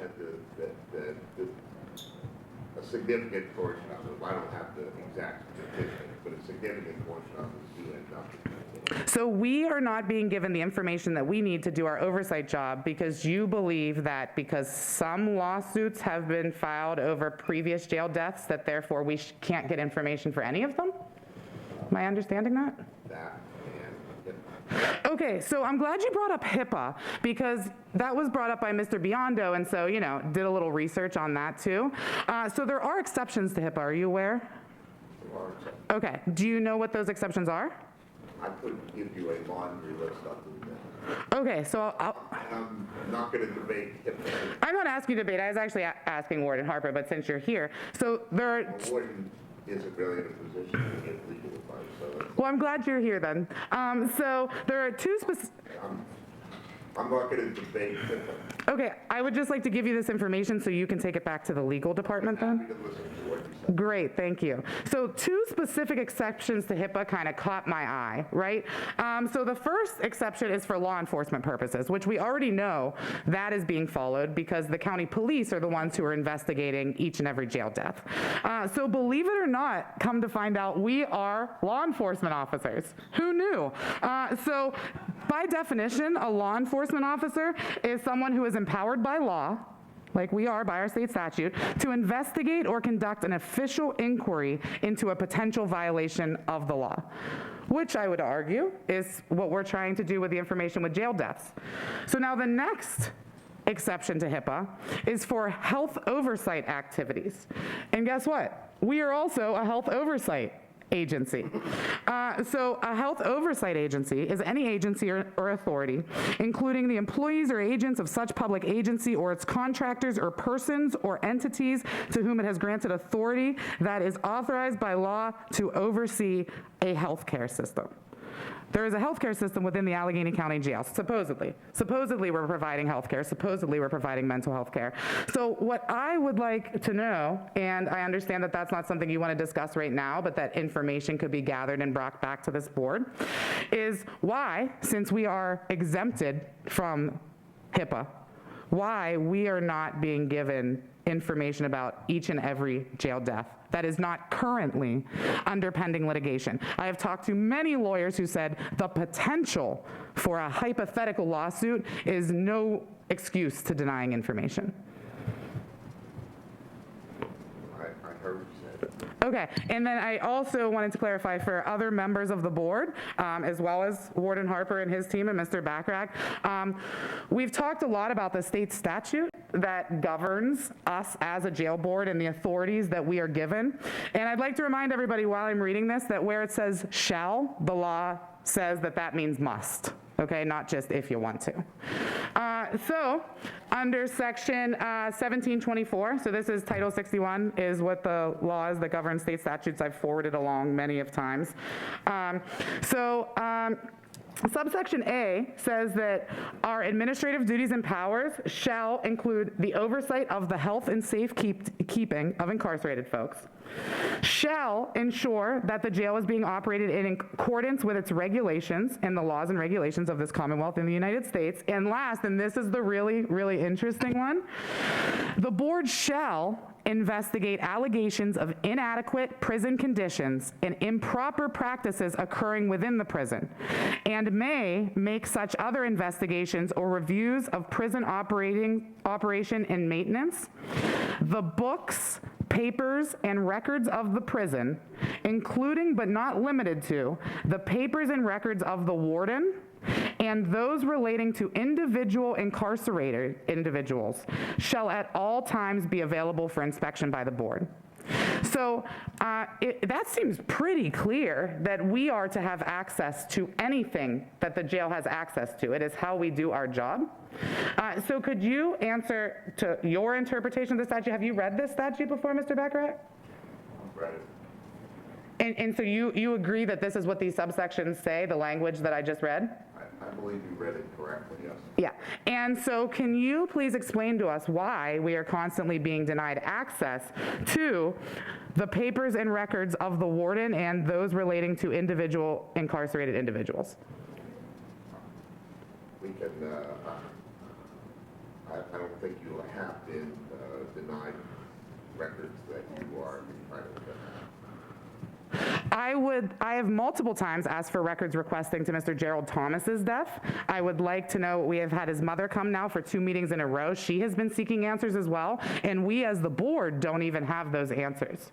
So if that's something that is readily available to me, then please provide to not just myself, but the other board members, any documentation relating to any person who has died in the jail, I would say going back 2 years. We believe that what's been provided is what's allowed. Have you ever seen what's been provided to us after a death in the jail, Mr. Backrack? Have I seen it? No. Okay, because I'll tell you, since you said that what we've been provided is all that there is to be provided, we get an email, sometimes a copy and pasted email where the information hasn't even been changed from the last person who died in the jail, that says, FYI, someone died in the jail on this day at this time. That's all. I understand you don't get the medical records from the jail. No, I don't get anything other than sometimes an email. And sometimes we even have the privilege of finding out from the press, from loved ones, from other people incarcerated, from staff members at the jail that someone died at the jail. Just as a point of order, because I am agreeing with you that I think that we are a jail oversight board, so we do need to have some more oversight. I don't think that the exact logistics of what we are able to access and not access are going to be accomplished in this meeting. So I just want to suggest that that is something that we come prepared in detail with to an executive session. You want to do that in public? No, I want to know that the information will be given to us. I want a commitment on the record that that information will be given to us going forward. Well, it doesn't sound like Mr. Backrack has all the information, even if he doesn't even realize that all we're getting is an email. Okay, then that's what I would like to request. I appreciate that, Controller Royston. I realize that I didn't know we're only getting the email, but I realize we're not getting medical. So I think, And it certainly, and I also realize that you're not getting other records. right, so we need to clarify exactly, by law, what we can get, and then make a point of requesting that moving forward.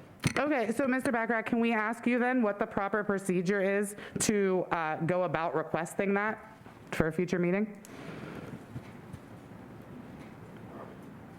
I'm not even sure. Who would you like me to reach out to clarify more information being provided about deaths in the jail to this board? You can write a letter to, or an email to the warden, or you can write to the solicitor if you want. The warden's right here. I'm not going to debate it, though. You wanted to know who you could write to, that's who I think you can write to. Okay, so you think Warden Harper is the person I should talk to about this? No, I said you could write to Warden Harper, you could write to the solicitor. Okay, thank you very much. I appreciate it. Can I say so? Yes.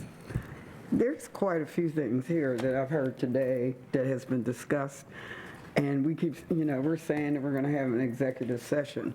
But I think by the time we have our next meeting, that we should have a meeting to discuss these things that have been given here today and try to get some clarity, because it can't happen right now. There's too much. And so maybe since we're having an executive session, I don't know, when that's going to be, that some of these items, because I wrote down quite a bit, that we can talk about this, and when we come back, give some answers to the public and have some satisfaction for ourselves. I agree, and as I had suggested, I have been writing down all the actionable items, both for Warden Harper and for the board, and so I'll be happy to put those in an email by tomorrow, and then hopefully if everybody responds, and Judge Housey, if you could find out when people are available to have that session. I think it would be good to do it sooner rather than later, so we have that information available for the August meeting. Yes. And so we're agreeing that we will request that information as a board before the August meeting, so we can get that information at the August meeting? Yes. Okay, We can great. get some answers. Great, thank you. So I'm done with Warden Harper. I'll reserve the rest of my questions for the next report. Can I just ask one question of the warden? Is it possible to add to the information that we get before the meetings, before we were getting the number of people waiting for mental health treatment, how many are waiting to see a psychiatrist, how many are waiting to see, can we add that back in? Because we haven't been, I guess, having that. So if we can add that back in. I know we had it at one point, because I remember when we got it during COVID. So if we could just add that information back into our reports, that would be helpful. So what exactly are you looking for, Your Honor? Number of people that, Number of people that have requested mental health services, and what's the average wait time? How many people are still waiting? And Judge Lazare, just to see what kind of backlog there is. If I could jump in, I actually had that down for the next set of questions. So the things that we used to get were the number of people waiting for mental health specialists, the number of sick calls, and the number of people waiting for a psychologist. So, and the average wait times of waiting for each of those things. Any additional questions? All right, well, now I have the Chief Deputy Warden's report. Thank you, Your Honor. Good afternoon again, Board. So on Friday, June 24th, the Allegheny County Jail Training Academy graduated 8 cadets as full-time corrections officers. They were placed on schedule on Sunday, June 26th. 2 days ago, on Tuesday, July 5th, we began a new academy class consisting of 19 cadets. They are scheduled to graduate on September 9th. Over the next 2 weeks, we have 6 sessions scheduled for continuing our hiring process to complete the physical agility test. So the next 2 Tuesdays, Thursdays, and Saturdays at 0800 in the morning, we'll be conducting the PT test at the facility. Okay. Is there any questions on that before I go on? I just have a question. How do you keep track of, from each academy class, how many people fall off? From the beginning of the recruitment process, you get a class of 20. How many of those people actually end up working as corrections officers in the jail? Are you asking from the time they apply? From the time that they start the academy. I'm sure that the jail HR has that information. Okay, because I'm just concerned, if we're talking about staffing issues, that we're hearing that, okay, we're recruiting these people, but how many actually follow through? And then once they start working at the jail, I'd like us to know how long they stay. Are these folks who are coming, working for 2 months and then leaving? Is that why we have so many vacancies? Are they, is there a consistent issue why folks aren't making it through the academy? I'm kind of trying for us to get a grasp on the staffing issue on the corrections officer side. I know, we talk a lot about the healthcare staffing vacancies, but also on the corrections officer side, I'm trying to figure out where that disconnect is, why we aren't filling positions. Sure, you have to consider too that the size of the classes that we've had prior to this, they've been less than 10. So when we graduate those individuals, they go on a schedule, but we still have officers retiring, resigning to go to other employment, whatever it may be. So for us to get up to our full complement, we're always fighting that uphill battle. So in your opinion, what could we do to increase the number of folks who are coming on board? We've taken initiatives to streamline the hiring process, to get them to the academy. We're open to suggestions. Okay. No, thank you very much. An update on the installation of the suicide-resistant cells. Last time I reported out to the board 2 months ago, we were sitting at 7 of 10 completed. We are still at that point. The 3 remaining doors to the cells that are not complete were reinstalled yesterday. So we're waiting for an ETA from the vendor to report to the facility to finish those. So I'm hopeful before the next board meeting we can report that all 10 are complete and available for use if needed. So that's all I have, sir.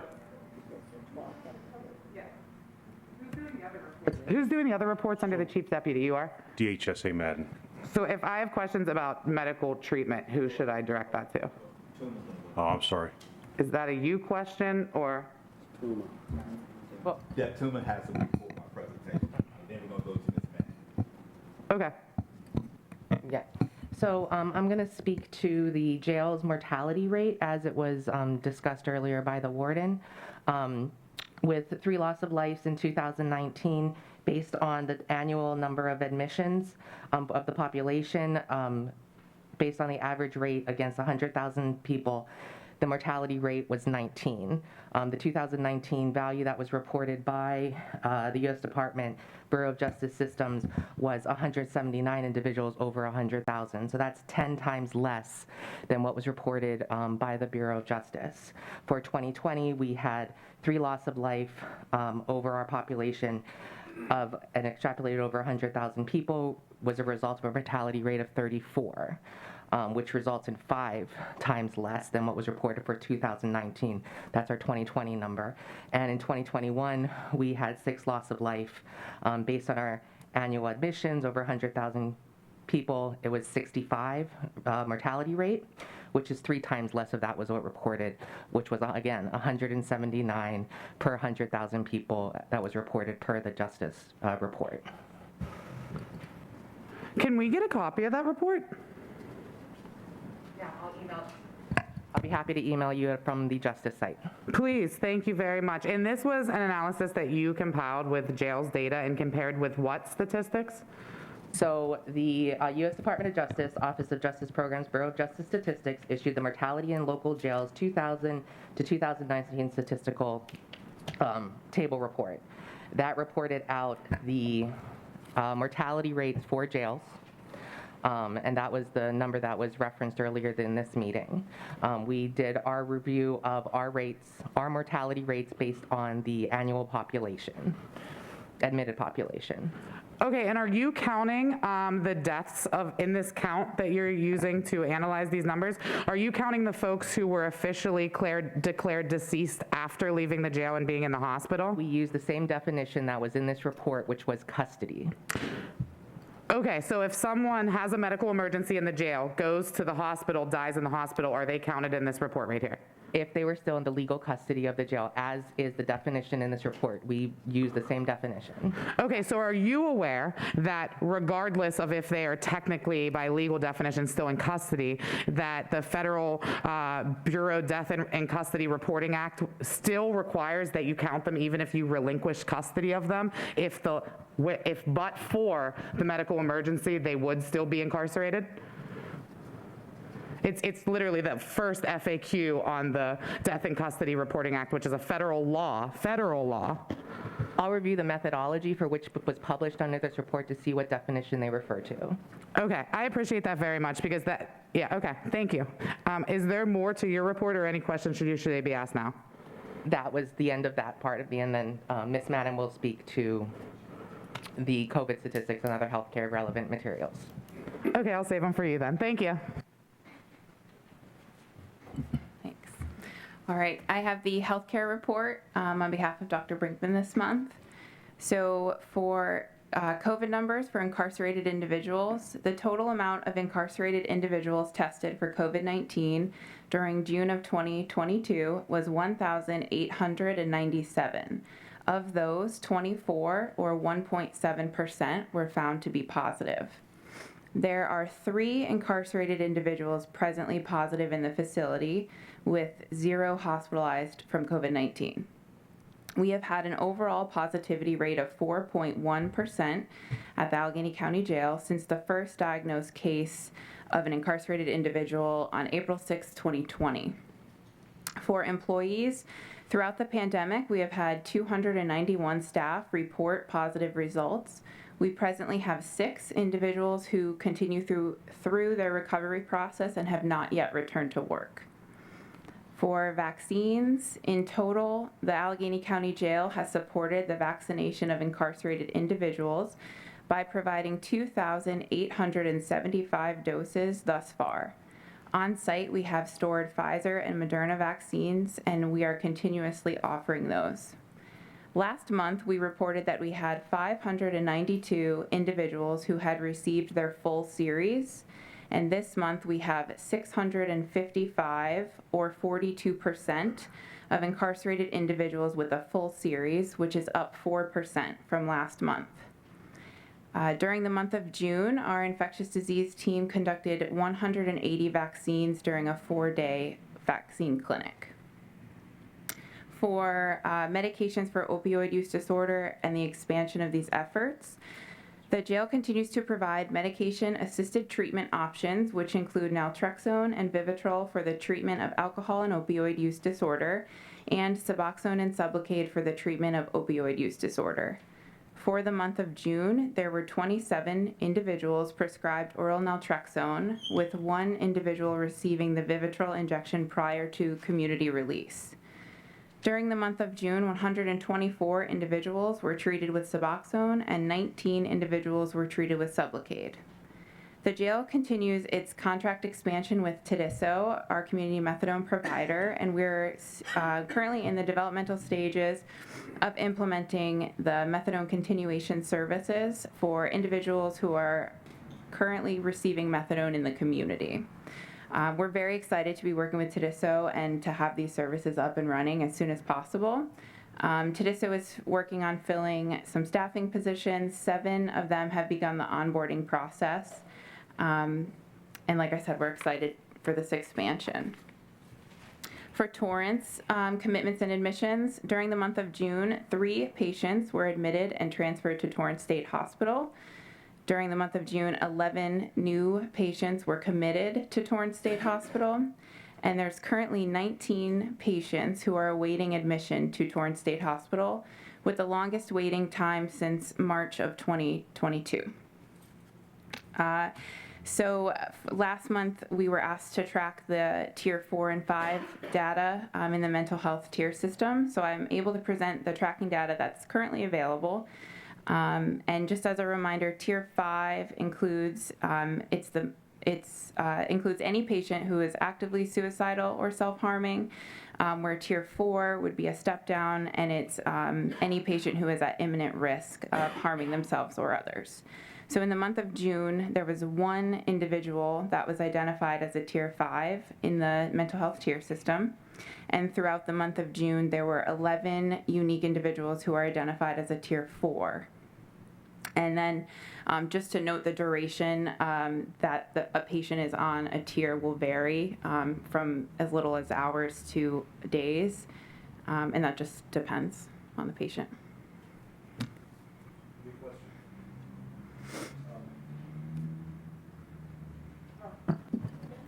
Oh, okay, I'll start. Thank you so much for that report. I have a couple questions. So my first one is, are we still doing rapid testing of any of the incarcerated population, like an intake or anything like that? Yes, yep, there's still rapid testing done. Okay, and who gets the rapid testing? Everyone that comes into the facility. Okay. And then after intake, does it ever happen again? Yeah, so then the patient would get tested around day 7 or 8 to kind of with a PCR test at that point. So then by the time we get results, it'll be about 10. Okay. Thank you. Also, so thank you so much for the medication for opioid use disorder numbers. You know, I get real excited about that. So what I want to ask is, it sounds like that number really is going up every month, that we're getting more and more people on those medications. So that's great news. Can you speak to, as of right now, are we yet initiating that for anyone, or is it all people who come in with existing prescriptions? Yes, it's still continuations only. We're not doing any inductions yet. Okay, are we always continuing them on the same medication that they were on when they were outside of the jail? Or is there ever a time where the medication, maybe they were on methadone and then we put them on Sublocade, anything like that? I think it would depend, but the point for eligibility would be that we have to verify their script and things like that. So as long as it's verified and they meet criteria, then it should be continued. Okay, great. I appreciate that very much. I have another question about gender affirming care happening or not happening at the jail. So this is something that I know we've talked a lot about, the housing of transgender incarcerated individuals, but I have talked to some folks in the jail, one person specifically lately, who has said that he has been trying to receive gender affirming care, continuation of his gender affirming care that he received before he was in jail, and that that the provider at the jail actually said that they don't know how to provide gender affirming care. And so I was just a little confused by that. That was all the information I got. So I was wondering if you could speak to any gender affirming care that you provide, whether it's medical needs or mental health needs to folks in the jail. Sure. I mean, just generally speaking, I mean, we do offer, if patients are receiving hormone treatments, like we do offer that for patients for medical needs. So that can happen. What was the next part of your question? Really just any gender affirming care that's happening. So aside from hormone treatments, is there any other kind of service that's offered? I don't think there's really anything that's like set, like standard. It would be patient specific. So you had mentioned mental health. Depending on what that patient needs is what would be addressed. Okay, so you do have providers, because my next question was going to be, have you secured any medical professionals who do have experience in providing gender affirming care? So there are folks on the staff who have that experience? I can't answer that. I don't know all their backgrounds. Okay. Exactly. All right. Thank you very much, and that's all I have for you. Thank you. Thanks for your report. I have a question. When you say that, when you quote the number that are 100% vaccinated, does that include people who are eligible for boosters? So that would be anybody who has their full series. And that who would be over 50 that would say, Be the second booster. for the second, right, that but might have gotten the second booster. Yeah, so I mean, boosters are offered too, but I don't have it differentiated between like just a full series or a full series plus a booster. I don't have that number differentiated in this report. And I hope they're still getting the bonus money for boosters that they get for the regular, the first course vaccine. Yes, we are still issuing for every dose. Great. And I guess this isn't a question, I'm sorry to just give you a comment, but, or it would have been helpful to have maybe someone from the county here about the decision to give up masks. I'm terribly worried about that with the BA.5 variant that they say is more transmissible.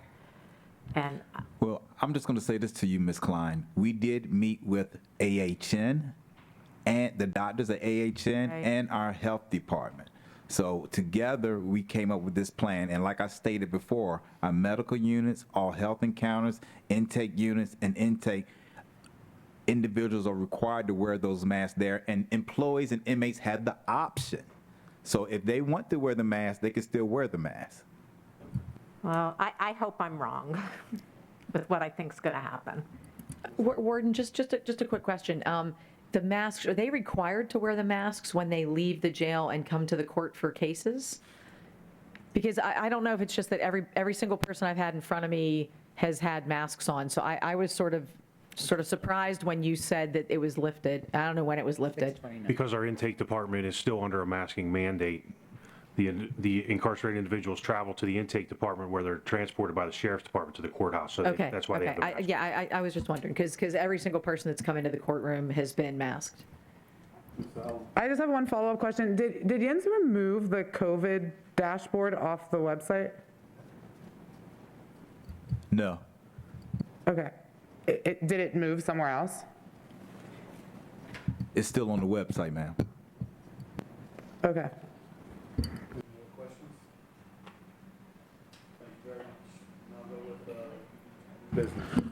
Before we start new business, point of order, Judge Halsey. So there are a couple things I want to bring up before we get into the motions.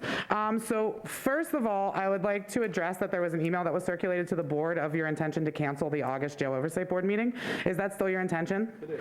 Okay, so would like to first talk about that because you can't cancel the August meeting. So again, going back to the state statute, which I hope that everyone has read by now, it is very, very, very, very clear. Section 1727 that says that the Jail Oversight Board has to meet once a month. So your email didn't say that you were rescheduling it for a different day. It said that you were just canceling it. So I, more than anyone, understands the importance of being here for the meetings. I've never missed a meeting. I've missed children's birthday parties. I've missed a lot of events for the obligation of being here. But be that as it may, I called the board members, and as I began to do a roll call, I became aware that 6 of the 9 board members had conflicts and issues that would lessen the likelihood that they'd be able to attend the meeting. So that was the first thing. But the other thing I would like to point out is, historically, the board has canceled, under Judge McDaniel's tenure, meetings were canceled during the entire summer from, I believe it was from June until September. So that was the practice under her tenure. And under Judge Cashman, meetings were canceled in the month of August and the month of December. So when I spoke to everyone and I learned that there would not be a quorum at the August meeting, I sent out an email indicating my intentions of canceling the meeting. Okay, and again, I know we've talked before, just because things have been done wrong and in violation of state statutes in the past does not mean that we should continue illegal practices. If that is the case, which, you know, I wasn't called. I literally saw the email and you told me I talked to like 4 people and decided to cancel the meeting, were your exact words to me. And that conversation only happened like right after I saw the email and was confused as to why one individual member of this board thinks that they have the authority to cancel a jail oversight board meeting, first of all, but then second of all, why you thought not to just change the day if the true reason was that you didn't think we would reach a quorum. Because again, people indicated that there was no good day based on everyone's schedule. I did not contact you because I'd already determined that we would not have a quorum based upon the people that I'd spoken with. So for those reasons, the meeting in August was canceled. But, I mean, I looked at the statute, and it does say that that we are required to meet at least once monthly. So we would not be fulfilling our legal obligation if we do not meet in August. So I wasn't contacted either, and I believe that just as the motion that I'm going to bring up should have been discussed publicly, that this should also be discussed publicly. What's being discussed, and like I said, 6 of the 9 members, I believe 5 of the 9 members, 6 of the 9 members indicated that they had issues that impacted their ability to attend. There would not be a quorum. Given the history of canceling meetings in August and December, as well as canceling meetings during the entire summer, and the fact that we would not have a quorum, that was a decision that I reached. Yes, Judge Lazare. Can we just move it to later in August when people might be back from vacation so that we can make sure that we satisfy our obligation and get it in? You know what? Everyone is here. If you clearly don't believe me, you think I'm lying, why don't you ask each member about their availability? I'll do that. Who was contacted about canceling the meeting? Not counting the email. Who up here was contacted about canceling the meeting? And Camara was contacted, and I spoke with Ms. He never comes. How many of you people of my colleagues who raised their hands are not able to attend on the planned August meeting? I cannot. You cannot? No, I'm going Mr. Pilarski, you're not on this board, so your vote is irrelevant. Ms. Klein? I can't attend the 4th unless it's remote. Okay, and Sheriff Kraus? You cannot attend unless it's remote, or you cannot attend that day at all. As of now. Okay, Ms. Moss, if the meeting was remote, would you be able to attend? Meetings are not remote. Okay, and Judge Lazara, if the meeting was remote, would you be able to attend, or are you unavailable at that time? I quite frankly don't recall at this point what's on my schedule for the 4th, but it's, you know, I think I'm traveling to go pick up a kid at a camp, and so I probably will not be able to attend it remotely unless you're going to see me bouncing along a highway. So rather than, you know, I was just saying we should have this discussion, because if not all of the board was contacted, then I don't think that it's appropriate, and it should be something that's discussed in public, because we are required to have those meetings. There are tools that we can use, like doodle polls and things like that, to see when everyone is available.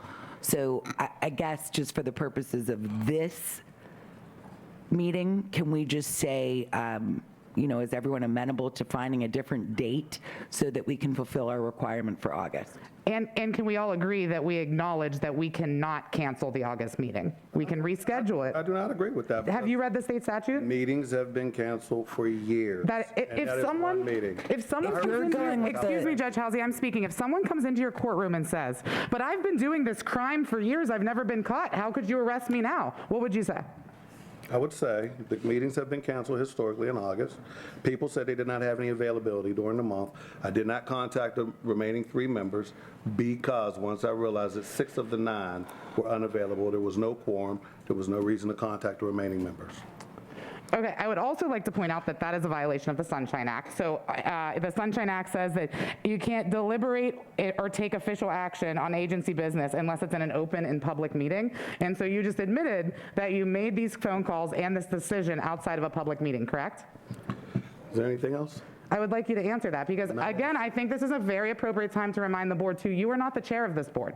There is no chair of this board. You are Judge Clark's designee. If you cannot attend, then Judge Clark can come. If Judge Clark cannot attend, she can assign another designee. You are not the chair. You cannot unilaterally decide to do anything, nothing. I mean, the fact that you even run these meetings every day, I have an issue with, but you are not the chair. And if you've read the statute, as I would hope the rest of my colleagues have, there is no chair of this board. If we decide to adopt bylaws for this board, then we can designate who a chair is. We can say it's this role, or we can have an election of a chair every year, however we want to do it. But as it stands, you are not the chair of this board, which brings me to my next point, which is that you told both myself and Acting Controller Royston that we were not allowed to add each one motion onto this agenda. Right. You also cannot do that. Any motions that have not been agreed upon and put on the agenda by the next meeting will not be read as part of the... That's actually not part of the Robert's Rules of Order. As a point of order, if you're presented with a motion by a board member, you are required to present it in public. And so I do have my motion here, and I would like public discussion for everybody. Is that inconsistent with what we've discussed in prior? It's not about It's what we discussed, Robert's it's Rules the of rules. Order. It is a law. Finish. You are violating a law. I'm done. I'm done. Okay, since you're done, then I will proceed to introduce our motions. If Controller Royston, would you like to start? Sure. This is the third month that I've tried to get this motion on the agenda. I have requested that we have the ability to participate in meetings virtually. The reason for that being I missed two because I was traveling that I tried to warn beforehand, missed other ones because of COVID. That is not my intention. I am fully committed to this board, as I think that mostly everybody is. We do work in subcommittees in the meantime, in the interim of these meetings, and I think our voices should be heard even if we're not able to be here physically. So I presented this motion 3 months ago, and I was told that conversations were held outside and nobody agreed with it, and so it would not be put on the agenda. I was not privy to those conversations, and several people that I talked to were not privy to those conversations. Last month, admittedly, my office did get it in late, and so we were not able to do that. I was told this month that it was not going to go on the agenda because the logistics were unavailable, which is, again, something that should be brought up for public discussion and actually something that my office can easily do. So I can pass this out to the board if they want to see it, but my motion is that and I actually amended it to only include 2 meetings because I realize that we don't want people to attend virtually all the time. That jail oversight board members should be allowed to attend meetings remotely through Microsoft Teams or by phone instead of strictly in person. There is no requirement prohibiting a virtual option in the statute or otherwise, and instituting this option will only increase participation by board members. This option should be limited with only 2 virtual options available per member per year. This is the same option that county council members and various other governing boards have as well. I also did find out that the software for this capability is completely free of charge. I'd like to second that motion. So we have a motion and a second. Any discussion? Any discussion on that? Hearing none, I'd like to take a roll call vote. Judge Lazara? I would be in favor of that. Okay. Controller Royston? Yes. Ms. Klein? Yes. Ms. Moss? No. Mr. Polarski, who is voting illegally? No. Judge Halsey? No. Sheriff Krause? Remote meetings. I don't have a problem. So that's a yes? I would be okay with that if absolutely necessary. Okay, and I'm a yes as well. So we have 5 yeas, 3 nays. The motion passes. I would like to now move on to the next motion that was denied being put on this agenda. This was a motion that you all received in writing for the last meeting regarding the actual food, the deviations from the posted menu.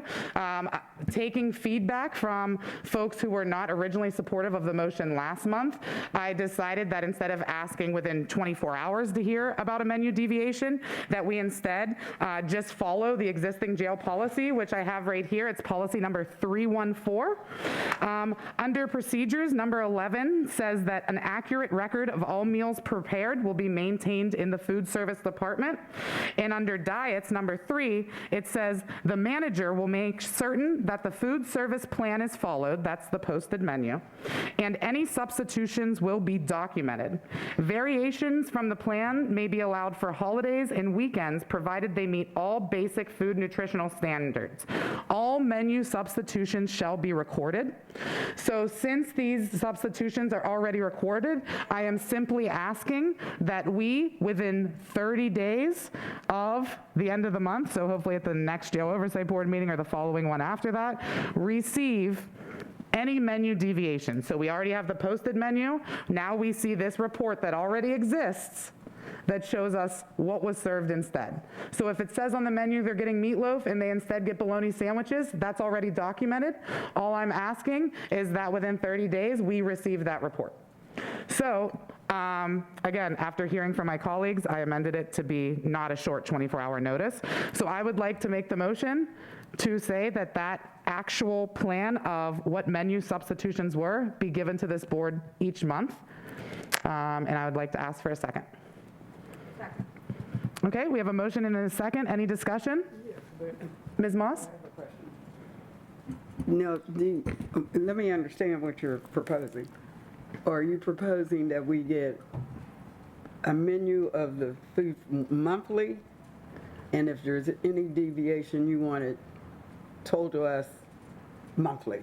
Yes, so the scheduled menu is already posted, that's already given out, and already they are documenting anytime they're deviating from it. So all it says is that each month we'll get a report of the deviations. Okay? Okay, I can go. Thank you. Any other discussion? Okay, we have a motion and a second. Discussion has ended. I will take a roll call vote. Judge Lozera? I would be in favor of that.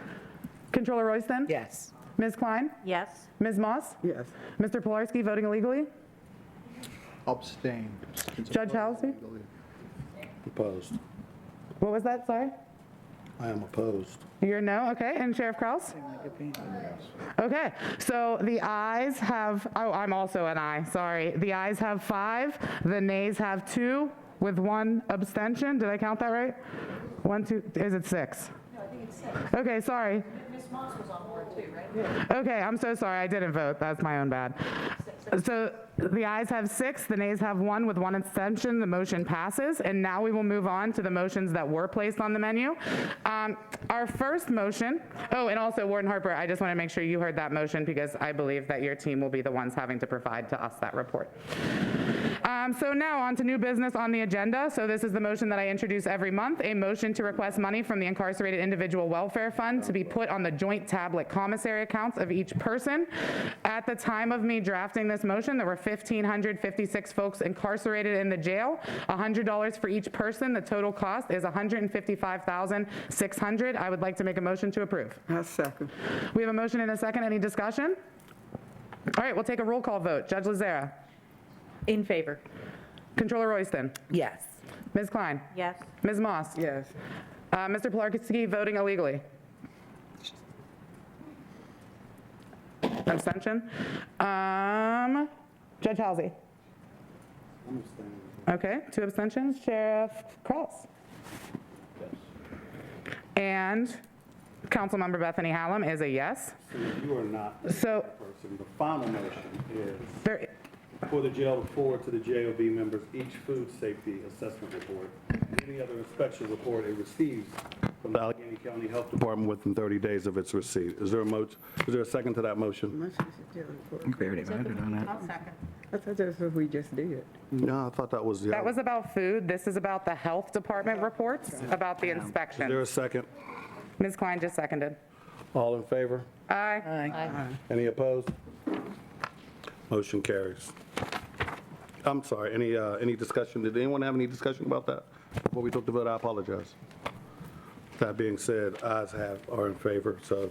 We have one more motion on the motion agenda. carries. What motion is that? We did did it. the So with II that, menu. the last motion, Sheriff Krause? Wait, I'm sorry, Can I just add old business? I had promised Ms. Hallam that I would provide some statistics about the population of the jail and what they're being held for last month, and I didn't want to forget. Thank you. I promised her that, and I wanted to make sure that I delivered on that. So these stats are as of 4:30 p.m. on July 6th, which is yesterday, 2022. There were 1,456 people in the Allegheny County Jail and 105 people in alternative housing facilities, excluding any people with holds by the federal government. 6%, 86 people in the jail itself are serving a county sentence as a result of a new conviction. 23%, 331 of people in the jail had a hold from an external jurisdiction. So that would be other counties or the state or, someplace else. 42%, 616 of people in the jail were detained by Allegheny County Probation. These individuals were detained for violating probation on a crime for which they had previously been convicted. Of these 616 people, 89%, that is 547 people, were of moderate or high risk to reoffend based on their probation proxy risk score. The remainder were being held for a variety of reasons, including violent felonies, awaiting mental health commitments or service plans, and other reasons related to their own safety or the safety of the community. 25%, 360 people in the jail itself were held pretrial only, meaning they had no other reason, such as external holds or detainers keeping them in jail. Of these people, 1% screened as low risk for reoffense based on the Allegheny County locally validated pretrial risk assessment, without consideration of the seriousness of their offenses. 85 individuals, approximately 6% of the jail population, are currently being held in the Allegheny County Jail pretrial only on monetary bonds.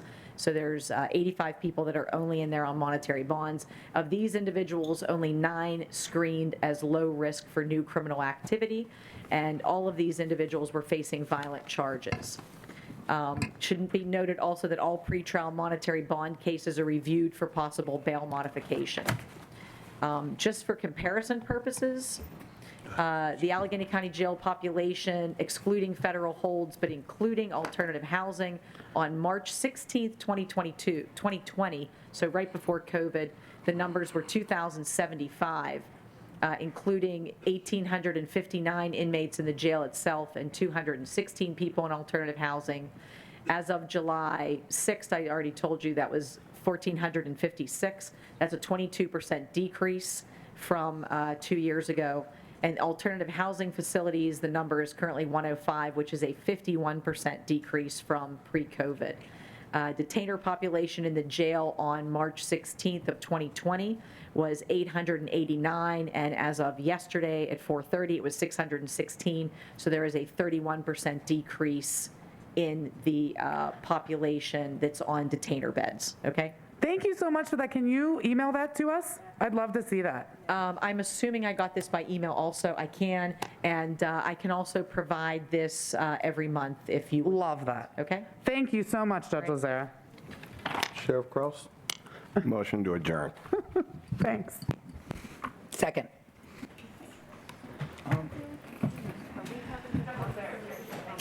Yeah, I